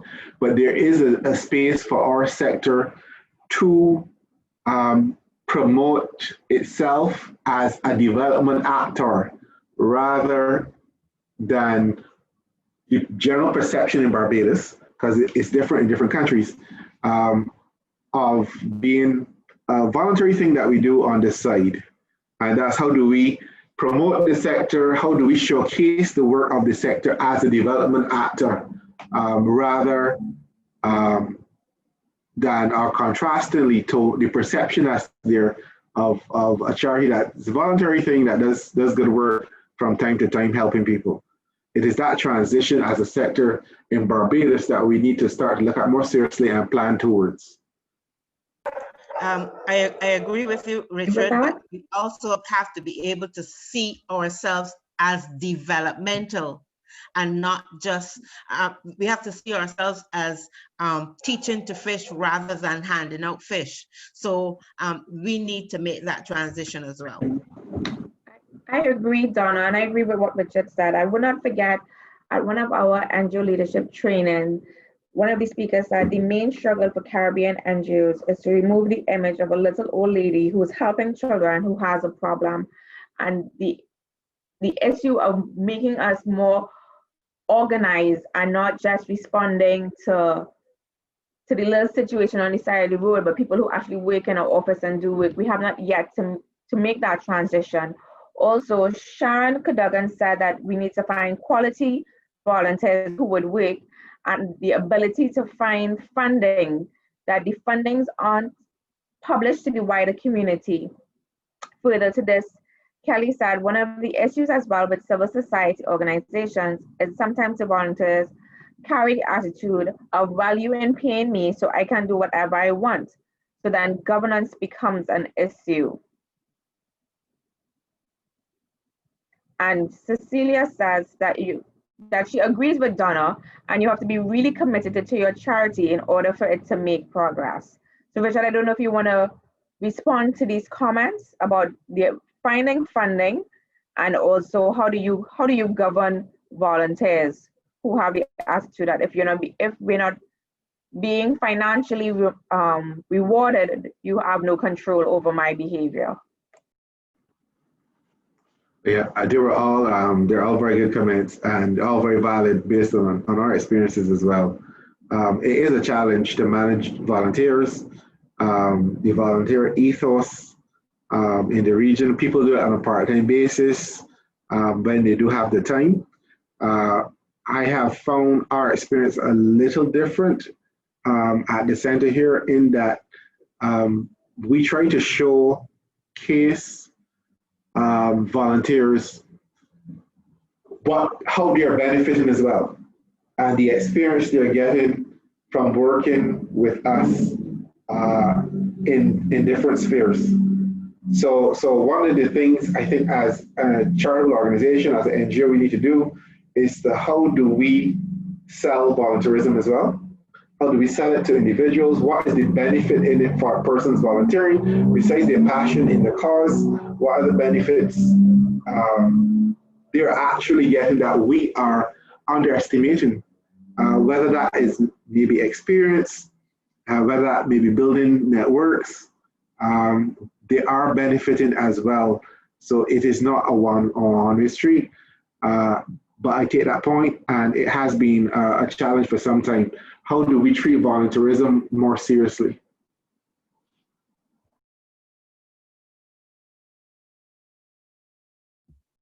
Richard, I believe a question that could come out of this is how we select volunteers as well. How do we go through that process to ensure that we get the right volunteers rather than just people coming in with that negative attitude?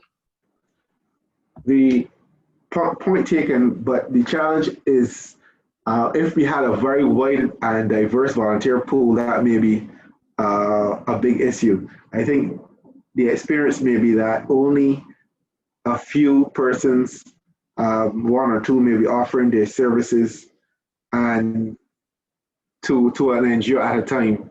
So we don't have that wide pool that we can actually, let's say, weed out those who are not serious and commit with those who are serious. Given that volunteerism does take some time and effort from the institution themselves to manage. We often say volunteerism in its own right, but volunteerism also would take some management responsibilities and time to make it happen and more effectively. I would suggest, certainly similar to terms of reference for our board of directors, you do need to have a similar outline of the roles, the responsibilities, the expectations on both sides.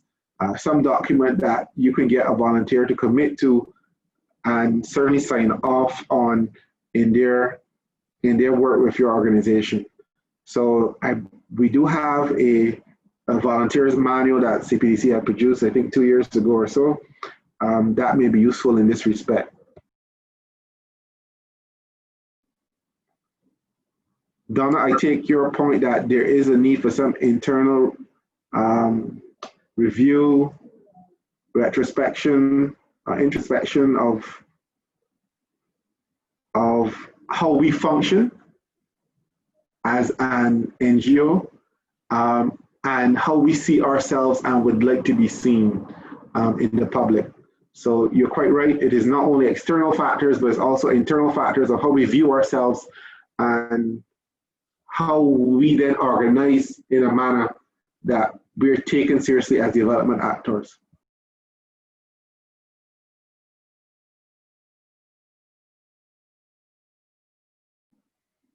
Hi, so I just shared the Youth Volunteer Guidebook in the chat. Right, so I will share the link again. And as well, Rosaline is suggesting that we partner with the Give Back program that the government is running. Now at 11:15, we're going to start back with the presentation. Thanks, Karen. And thank you for the contribution. I hope to hear much more from many of you before the session comes to an end. Certainly, we want to hear on some of the challenges you're having and some of your needs. How can CPDC as an organization provide the assistance needed to improve your good governance processes? Can I say something, Mr. Yes, I was looking at the part about the mission statement, and it's off the screen, so I'm not seeing it right now, but it talks about the mission statement. So your organization has an overall mission statement. That's good.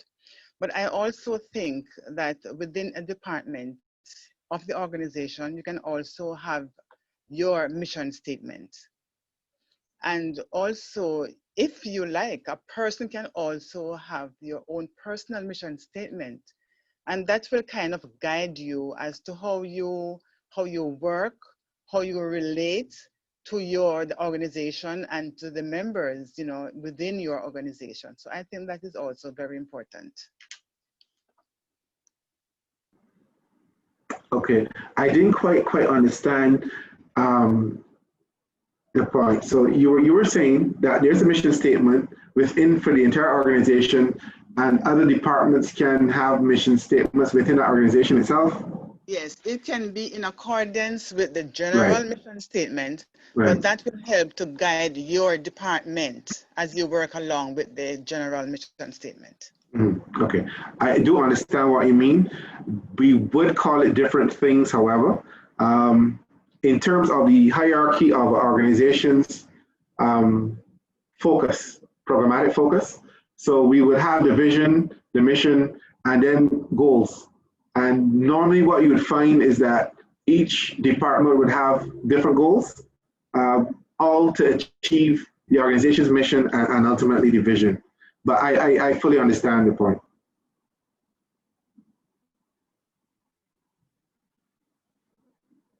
Thank you. Thank you too.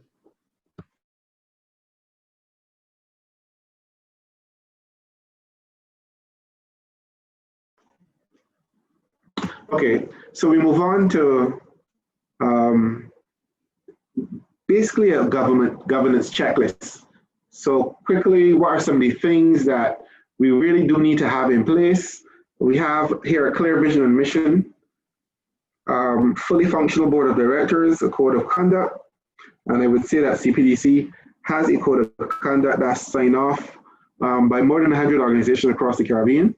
We will be updating it next year and requiring signatures, and I'll go through that in a few slides.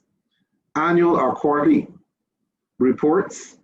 So as small an organization as you are, once you have done activities, whether that be a voluntary activity or so forth, you can prepare what we call reports. A report does not have to be 10, 15, 20, 30, 40 pages. It can be simple as 5 pages. It can be as simple as 3 pages if you want to have one very small activity. But it is a useful thing to document your activities as an organization. Financial management processes and procedures, 2 persons signing checks, 3 codes, procurement guidelines, who's authorized to be with the bank. Let's say the person who is preparing payments is not the same person who's approving them. Those sort of management procedures and processes. Now, again, I always reference the fact that different scales of operation requires different levels and intensity of guidelines, procedures, and rules. And of course, monitoring and evaluation, something we often fail to do, is to track how well we are achieving what we say that we want to achieve, not only at a project and program level, but as an institutional level, at the board level even. How do we monitor and evaluate our administrative systems, our program systems? How do we deal with that? I'll try in a minute to break down a few of these things briefly to improve your understanding of what we're talking about when we say, for example, a clear mission and vision statement. So a vision statement explains the overall goal of your organization, looking into the future, while the mission statement outlines the present plan to realize the vision. While a vision statement explains the overall goal of your organization, looking into the future, while the mission statement outlines the present plan to realize that vision. So the mission statement tells you how you're going to achieve your vision statement. With the vision statement being the overarching change you'd like to see in what sphere of work you're in, whether it's economic, social, cultural, environmental, and the mission would say how you're going to achieve that change as an organization. So well-crafted mission and vision statements can inspire people to engage with your organization and deserve a well-thought-out place on your website and your documentation.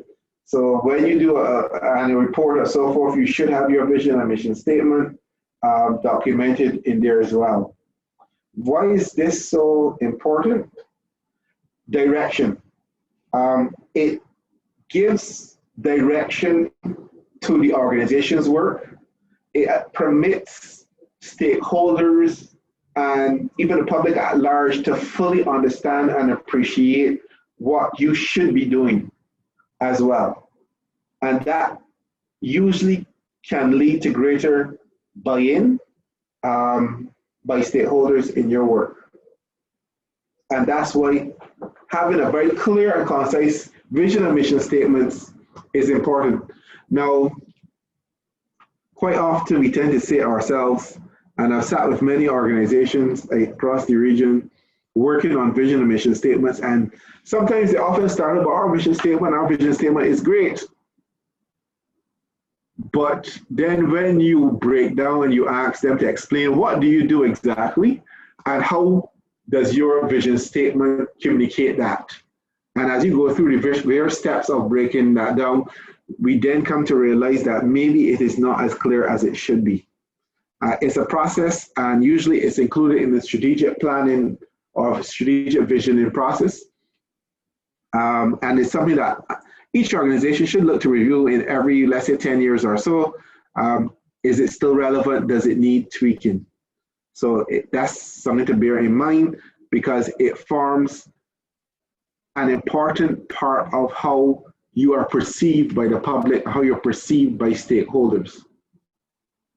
It sets the baseline as well for your work at a very practical level. Next slide. So I mentioned before that CPDC has a code of conduct.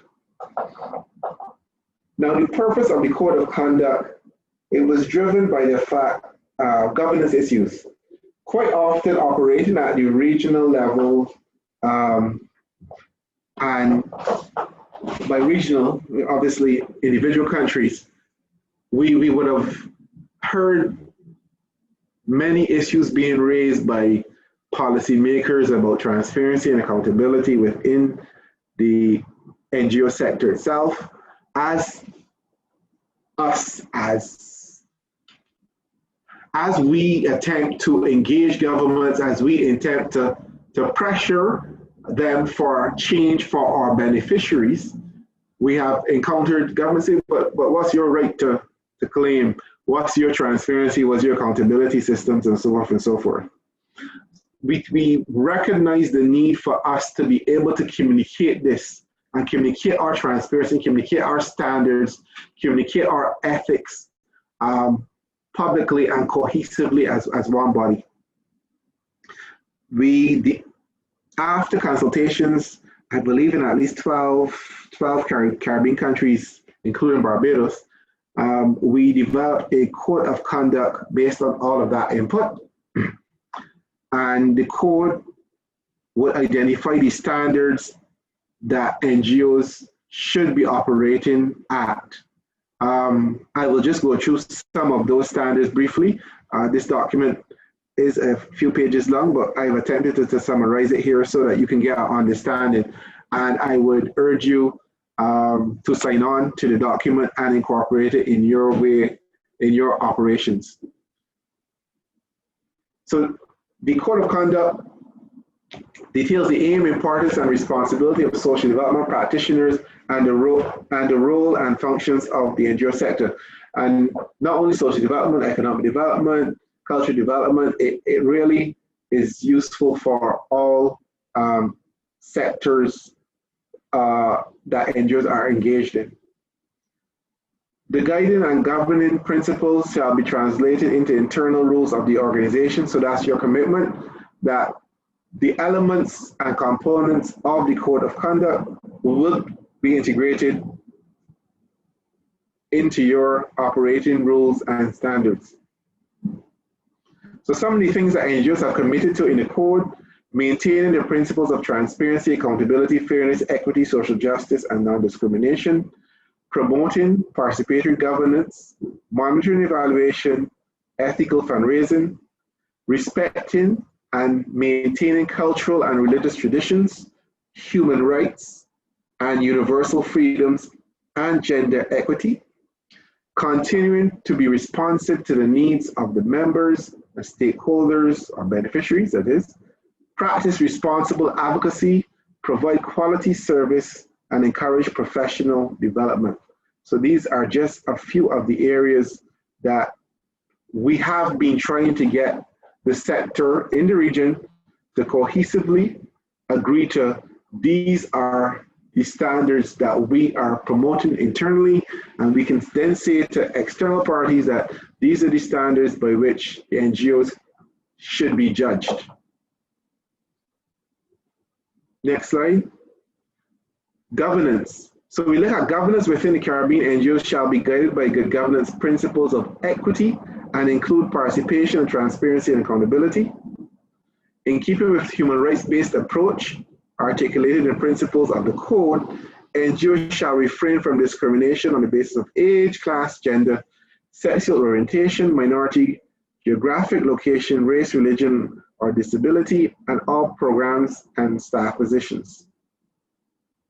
In terms of financial management, exercise high standards in the management of finances and adhere to all national and or international and universally accepted accounting standards and procedures. So here we are agreeing to have systems in place for financial reporting that are adequate for our size of operation. Be accountable for financial resources received from donors, governments, members, other partners, partner organizations, or self-generated activities at all times. And this statement, I think, speaks to different levels of accountability to different partners. While we have a very clear relationship with donors, most donors give you resources. You give your contract or an agreement, and that contract outlines the terms under which the resources are given. Sometimes that may not be the case with government. It may be a subvention, and there is no set requirement for you to even report for exactly how that funding may be spent. And I'm quite open to some of the organizations here who may be receiving subventions. Maybe can speak on this matter, that their experiences. Certainly your membership dues that you receive that are spent, the fundraising that you do, whether it is a cake sale, whether it's an auction that you're hosting, all of these events are important. It's important that we are able to report to who has given us the resources on how they were spent. Carry out due diligence checks when dealing with individuals and companies acting as donors to avoid damage to the reputation of the organization. And it's interesting because this is one of the areas that the Financial Action Task Force has prioritized for NGOs. And tomorrow we'll discuss the Financial Action Task Force and Rule 8 in particular, which is part of the push across Barbados and the wider Caribbean for greater regulation of the NGO sector. Proving where your resources are coming from is a definite need. It is a definite requirement, and it is something that we need to start doing as a sector if we have not been doing it as it is. We need to start recording and reporting more clearly the sources of income. Ensure that fundraising will be truthful, avoiding the use of high pressure tactics in soliciting donations. And this is even more challenging for us as NGOs. Just not too long ago, I was speaking to an organization who had reported to us, who had reported in a meeting that CPDC convened, that there were persons out there using their organization's name to solicit funds. And certainly there are things like this that we need to be guarded about and confront. and put out public notices to protect ourselves from such occurrences. So this is an area that we really do need to focus on tackling. Such occurrences may have an adverse effect on donations to our organizations, and we do need a sector approach to how we tackle with a challenge such as this. The code also looks at maintaining relations with beneficiaries, with CBOs and other NGOs at the local, national, and regional levels, international NGOs and donor partners, with governments, with labor, private sector, media, and political parties. It also tackles the issue of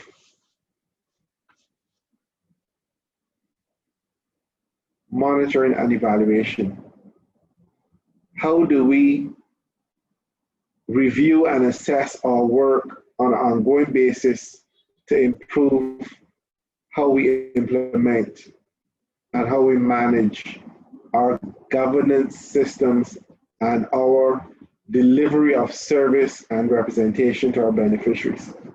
So develop and promote clear and measurable impact indicators for all programs and projects undertaken in order to gauge their relevance and effectiveness.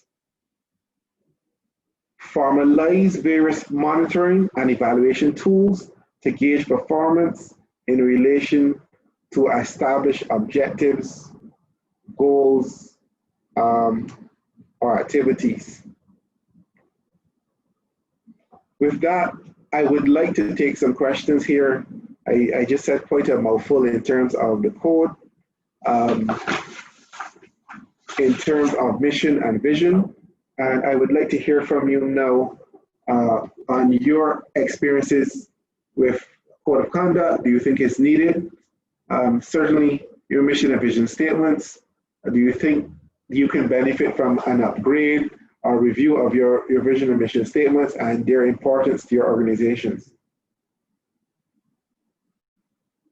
Karen, I'll hand over to you for this session.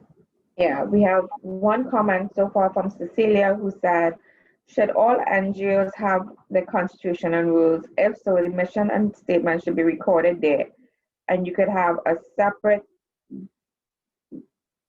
mission statement. So I think a question was answered through your presentation that it's supposed to be in your constitution, and you could have a separate mission and vision statement. Are there any more questions or comments? I've also shared the code of conduct in the chat as well.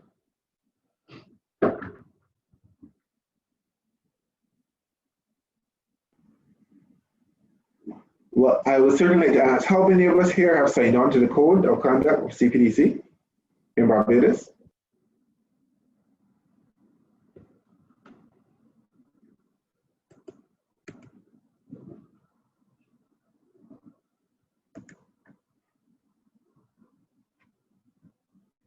We have one question. How often should a mission statement be changed, if not at all?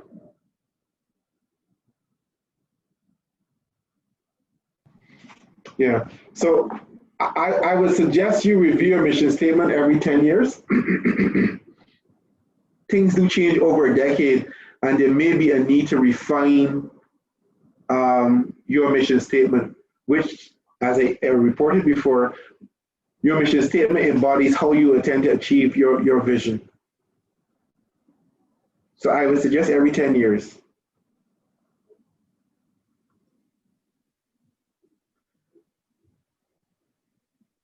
For those of you who are unaware of the document, please feel free to take a review of it. We will be updating it early next year and providing you with the opportunity to comment on that. So far, we have approximately 100 organizations signed on, and we, as Richard said, we will have consultations next year, update, and also look for more NGOs to join on to code of conduct. If your mic is not working, please type your questions in the chat and we will read it for you.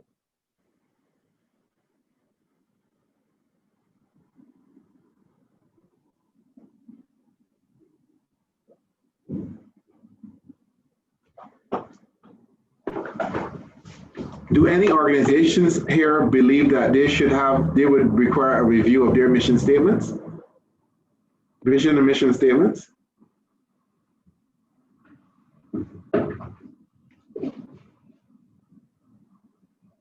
Okay, so far I think everyone has theirs down pat. I assume that we all have them. Do we all have vision and mission statements? Richard? Mm-hmm. I would like to say that based on COVID and the impact it has had on NGOs, I think that many of us could do with a review of our mission as well as vision statements. Much has changed, and a lot that has changed will not change back or return. So I think that this would be a good opportunity to do reviews and of those statements.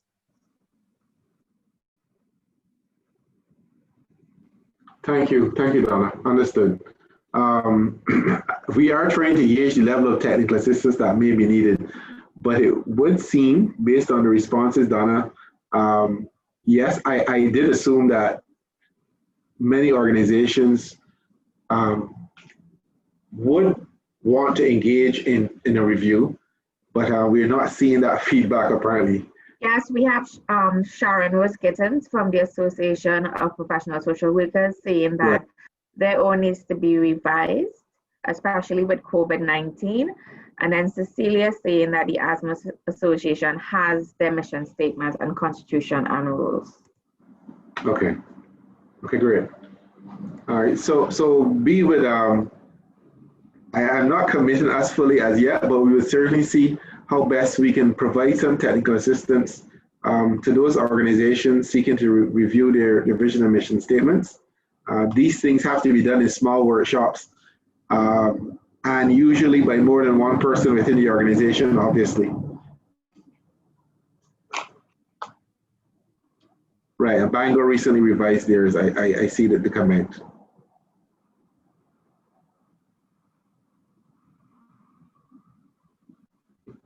Okay, so we will move on to the next slide.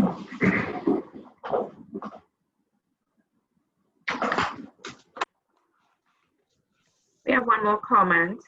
Barbados Council of Disabled has a mission and vision statement. A review is well needed due to the pandemic and the changes that are happening. Okay, understood.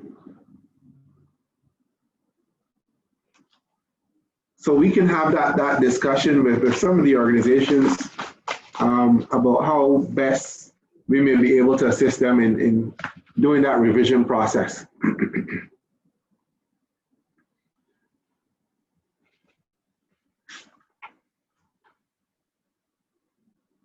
Just one slide previously, please. Previous slide.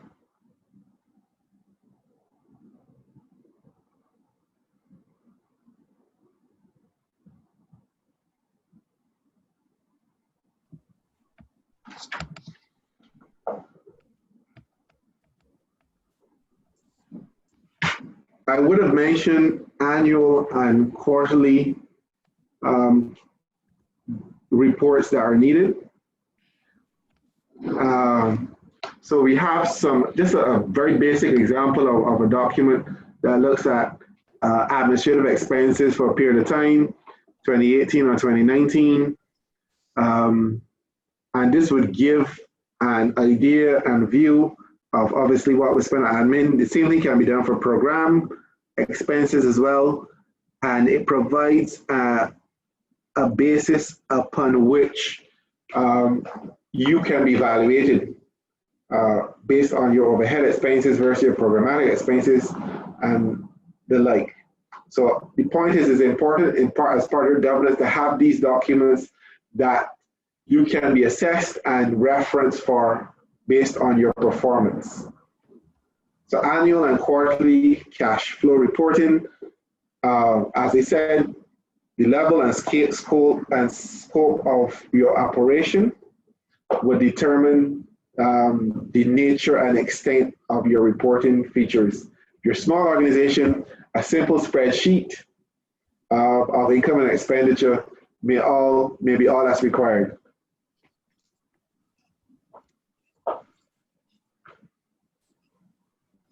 Coming into the close of the session and wrapping up, I want to look at some of the summary of the best practices that we should be taking away from this session today.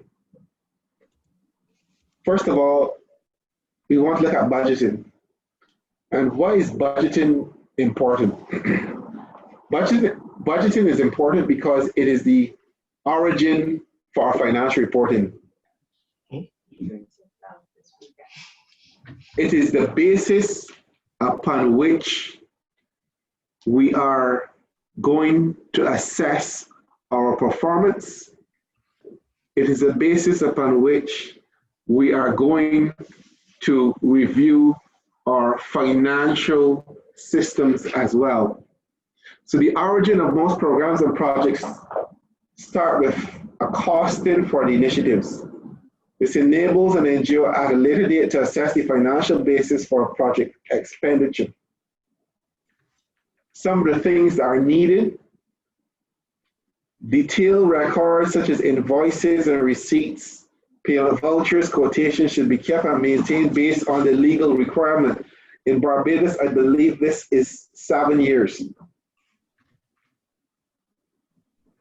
So you are required, as a small organization, as a medium-sized organization, as a big organization, you are required to have invoices, receipts, payment vouchers, quotations, all supporting documentation for expenditure when you are spending resources within the organization. And that is a legal requirement. It is something that we all should be doing presently and definitely will have to be doing in the future. Such proof and evidence and information and paper trail then helps us to present and prepare our interim and financial reports based on our original budgeting. It's generally a good practice within an organization. Now, not only do we gauge our original budget forecast by a financial report on expenditure alone, but we also explore the issue of narrative. What have we delivered for the sums spent? What has been delivered for those resources? And that is as important a factor or issue as a straight up financial review, but ensuring that we have a comparative or relatively impactful delivery of services relative to the funds that we have received.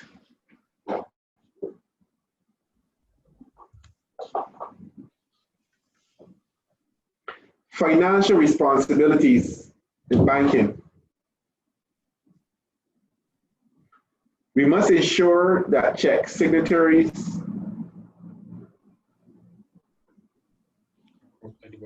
are approved by the board of directors. I believe someone still has their mic on. Christian, please. These are approved by the board of directors. More than one signatory should be needed to authorize payments. There should be a segregation of responsibility between the person preparing the payment and the authorizing personnel. Even in small organizations, in small operations, in NGOs with volunteers, once you're spending money, these are very basic things that we should have in place. Ideally, it is frowned on in situations where, like family members, for instance, are co-signing checks. Those things are not viewed positively by the basic standards for operating principles within the sector and even in accounting practice in general. If you are using online banking should really have the same protocols in that one person should not be tasked with preparing as well as authorizing the payments themselves. Or at least there should be one additional person involved in the approval process.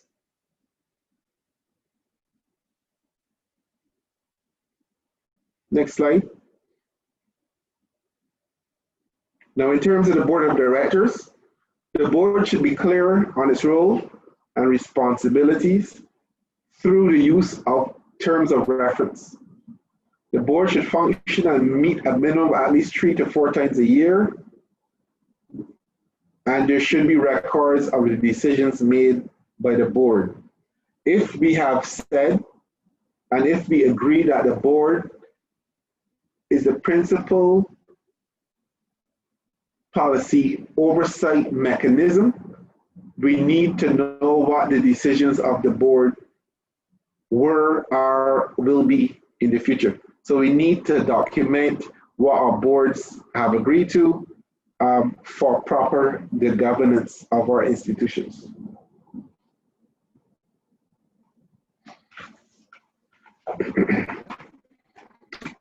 In terms of the documentation that's needed, the purpose of an effective filing system is to ensure that a clear and consistent audit trail is established.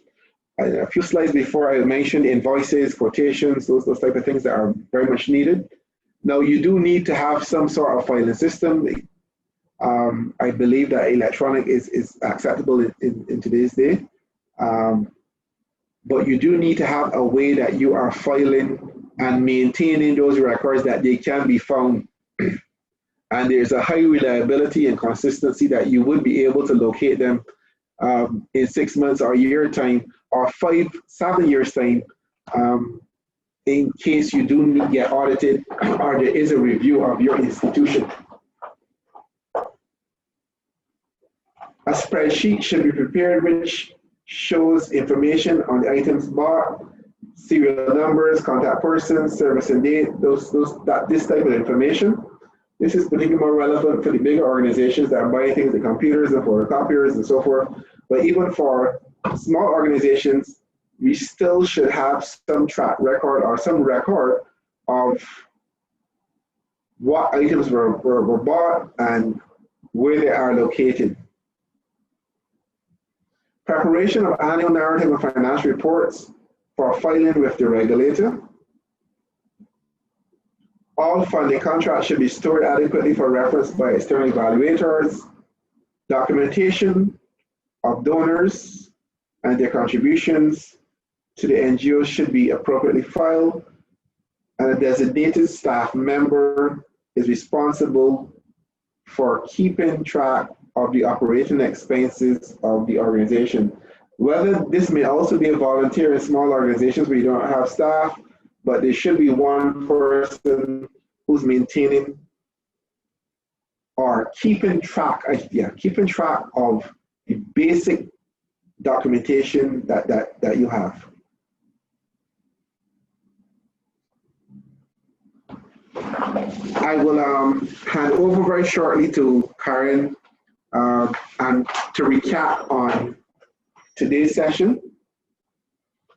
Today, we spoke about the general good governance practices within the organization, the mechanism, many of the actors involved in the good governance processes. We want to assess now how well you assimilated this information. Hopefully we'll do it in a format that is engaging, and I would welcome your participation. Karen? Thanks, Richard. So I also put the evaluation form in the chat.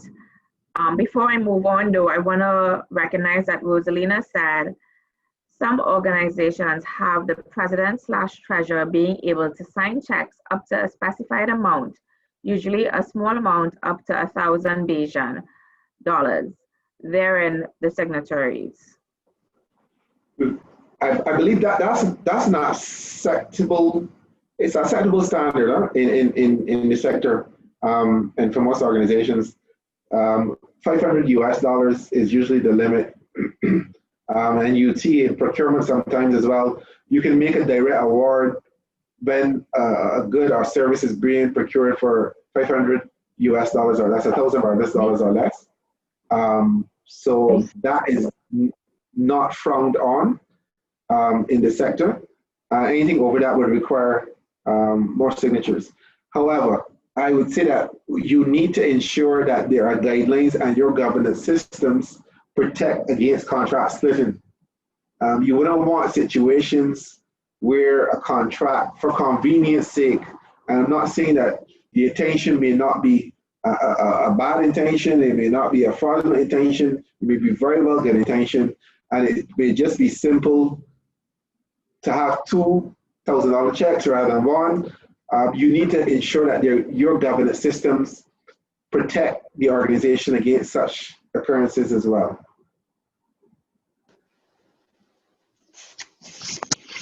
And if I may add to that,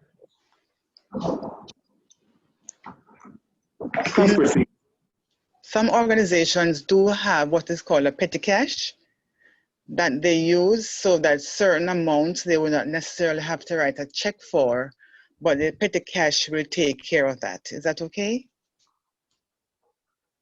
Yes, you should have guidelines for your petty cash. Tomorrow we will show you many of the templates that can be used so that you can adapt these templates in your use. But yes, if you have petty cash, there should be a petty cash form that similar signatures are required.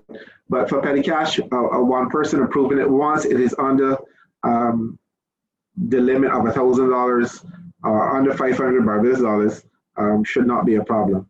But there are systems in place that we can manage that situation. Okay, thank you. Okay, I do believe that the evaluation form should have been sent to you yesterday, but if it wasn't, you could send us your email address via the chat, and then we will send an email with the resources and the evaluation form. So for our next activity, we're going to play Jeopardy. And it's going to help us recap what we've been doing for the day. Right? So I'm going to go through and pick Good Governance 100, Good Governance 200, and then you'll get to answer.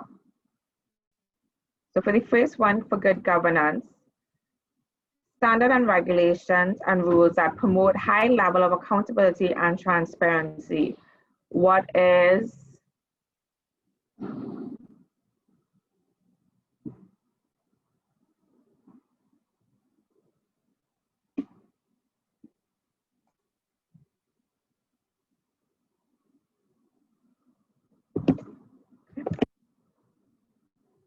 I don't know. What is good governance? So that was the first thing that we spoke about this morning in the PowerPoint. Yes, Sharon, you are right. These reports are important tools in the monitoring and evaluation of the organization. What reports have we been speaking about this morning?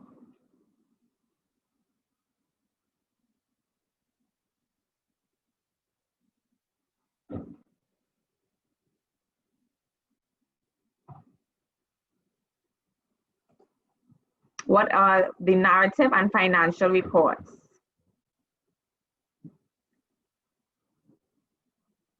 This short statement explains why an organization exists, what's its overall goal, identifying the goal of its operations, what kind of products and services provides, its primary customer or market, its geographical region of operation. It may include a short statement such as a fundamental matters of the organization's values or philosophy, the vision statement. Yes, we have two people saying the mission statement. Correct is right.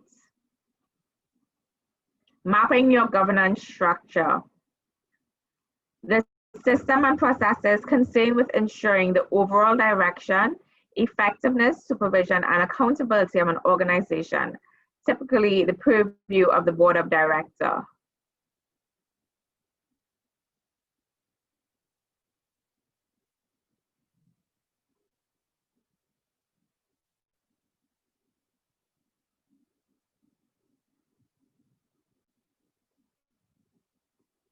What is governance?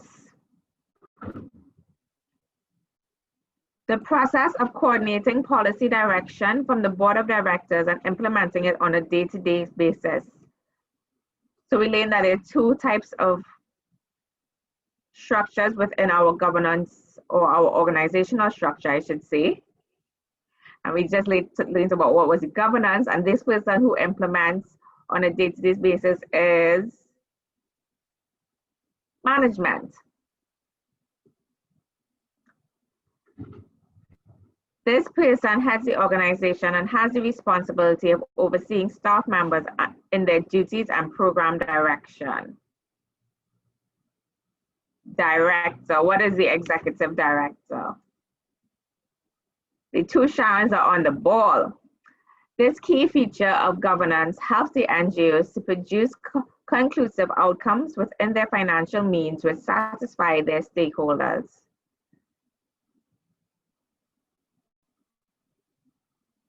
What is effectiveness and efficiency? So we went through the different features of good governance, and we're just going to recap 3 of them. The process of openness and easy access to key internal accountability documents such as audits, project reports, and annual reports.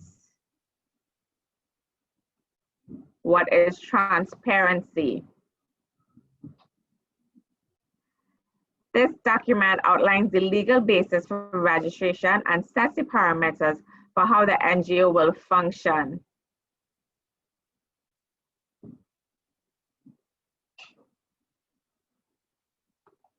What is the trust deed or the bylaws? So we're down to our last section. This document outlines the duties and the legal and fiduciary responsibilities of the board of directors. We had some good discussions about this document. What is the board terms of reference? This document provides a clear outline for the flow of authority within an organization.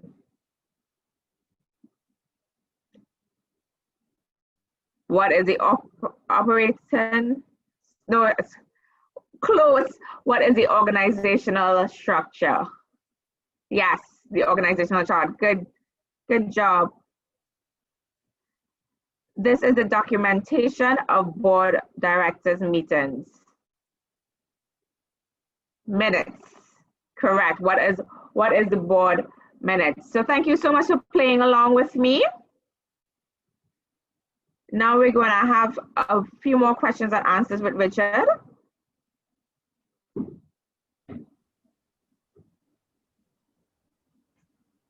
Thanks, Karen. In wrapping up the session, we wanted to gauge from you the needs of the sector here to improve its governance systems. I'm going to open the floor briefly for you to let us know what are some of the needs that you have in terms of capacity building for this aspect of the governance work. How do you improve your internal governance systems in light of the coming legislation, which will likely have mandated, I should say that they are presently enforced. There are some regulatory requirements enforced that I know some NGOs are not aware of and may not be acting on. But we do want to hear from you on what are your needs, what are the areas of support you require to help strengthen your capacity to have good governance systems in place within your organization, small or big. Mr. Jones. Please go ahead, Richard. Right. You made mention of draft legislation being done. So when this draft is finished, will it come out to the NGOs for comment? I believe this is something that probably the minister or ministry should speak to. But yes, I believe the minister did indicate that he certainly believes in consultation, and it will be shared for the sector's input at a stage after the different government departments and ministries have reviewed it. I am open to someone from the ministry to correct me if I'm wrong. No, you're correct, Richard. Once we have the draft bill in hand, we will share so that we can get comments from the sector. All right. So. Thank you. Okay, thank you. Pardon? Thank you. Okay. You're welcome.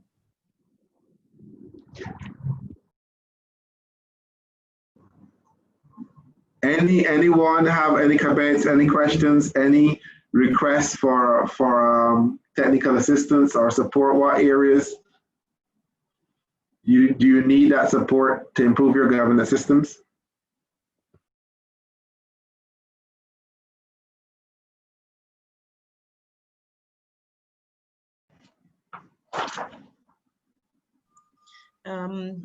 I think that based on the scarcity of resources generally in the sector, it would be good to get support for hardware, software, and training in accounting.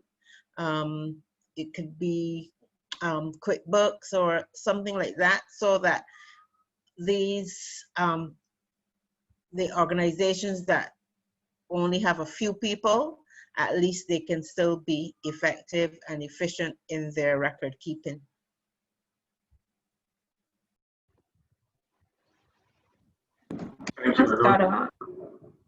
I'm just flagging that Sharon Rose has indicated that they need technical support for mission and vision. And then Sharon Cadogan is asking, how easy is it to contact your organization when difficulties arise with an NGO? That's a very loaded question. It is not hard to contact us, but it all depends on our capacity at the time. And we would have to plan and schedule in our TA to the sector here. Normally we would work through Bango, which is our member in Barbados, the umbrella body, I should say. However, if you have a request, you can write to us and make a request, and we'll see how best we can be of assistance to you. Just bear in mind that we are doing this for the entire Caribbean, so our resources are limited, but we certainly do our best to try to see how we can be of assistance. Send us a note and let us know, and we will find a way to see how we can deliver some support to you. Yes, Mr. Jones, I think one of the major factors we're dealing with right now is the transition between indoor labor and working outside of our norms. For example, as you know, when COVID hit a few months ago, we were accustomed working indoors, working amongst each other. I think many NGOs, especially smaller ones, having difficulties working remotely. And I think that training in that aspect will help many NGOs prepare not only for what's happening now, but for the future. Thank you, point noted. I would say that in terms of online methods of working and some software packages, maybe, We do have an upcoming program. We're going to be shortly advertising it to train NGOs on the strategies and methods of working online, whether that is the main communications one, Zoom and Google Chat and so forth and so forth. So we do have some training of online technologies and that transition, including the use of social media for advocacy, those type of trainings. How can we deliver the same quality of work via online methodology? So that's something that's coming up. You can look on our social media for the notice of when that will be available. It is available on a competitive basis as it is across the Caribbean. This is going to be offered, but we are working with a partner in Barbados as well to deliver some training specifically for Barbadian NGOs that should start in January. So please keep a tab on our social media because we will have opportunities for you soon to engage and do online training to help out with that process of adapting to the online method of working. Hi, I want to respond to Sharon's question about do we have a list of grants or how NGOs could access grants or even training. So our training opportunities are always advertised on our social media and website channels and also in our document library, our capacity building hub. You all should have received 4 links from there, but I could also share with you the grant management toolkit now that we've developed last year, I believe. And then also when it comes to a listing of grants, we don't have a listing of grants, but you could say we don't only post our grant opportunities on our website, we also post when our partners have grant opportunities. So if you follow our social media, you'll be able to see these opportunities coming up.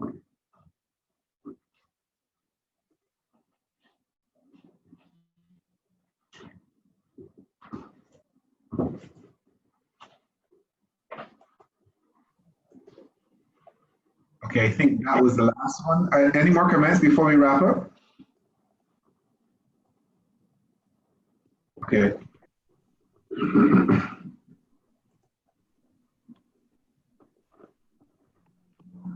I see Rosalind has taken off her. Yes, I want to say thank you for a very good session. It was enlightening.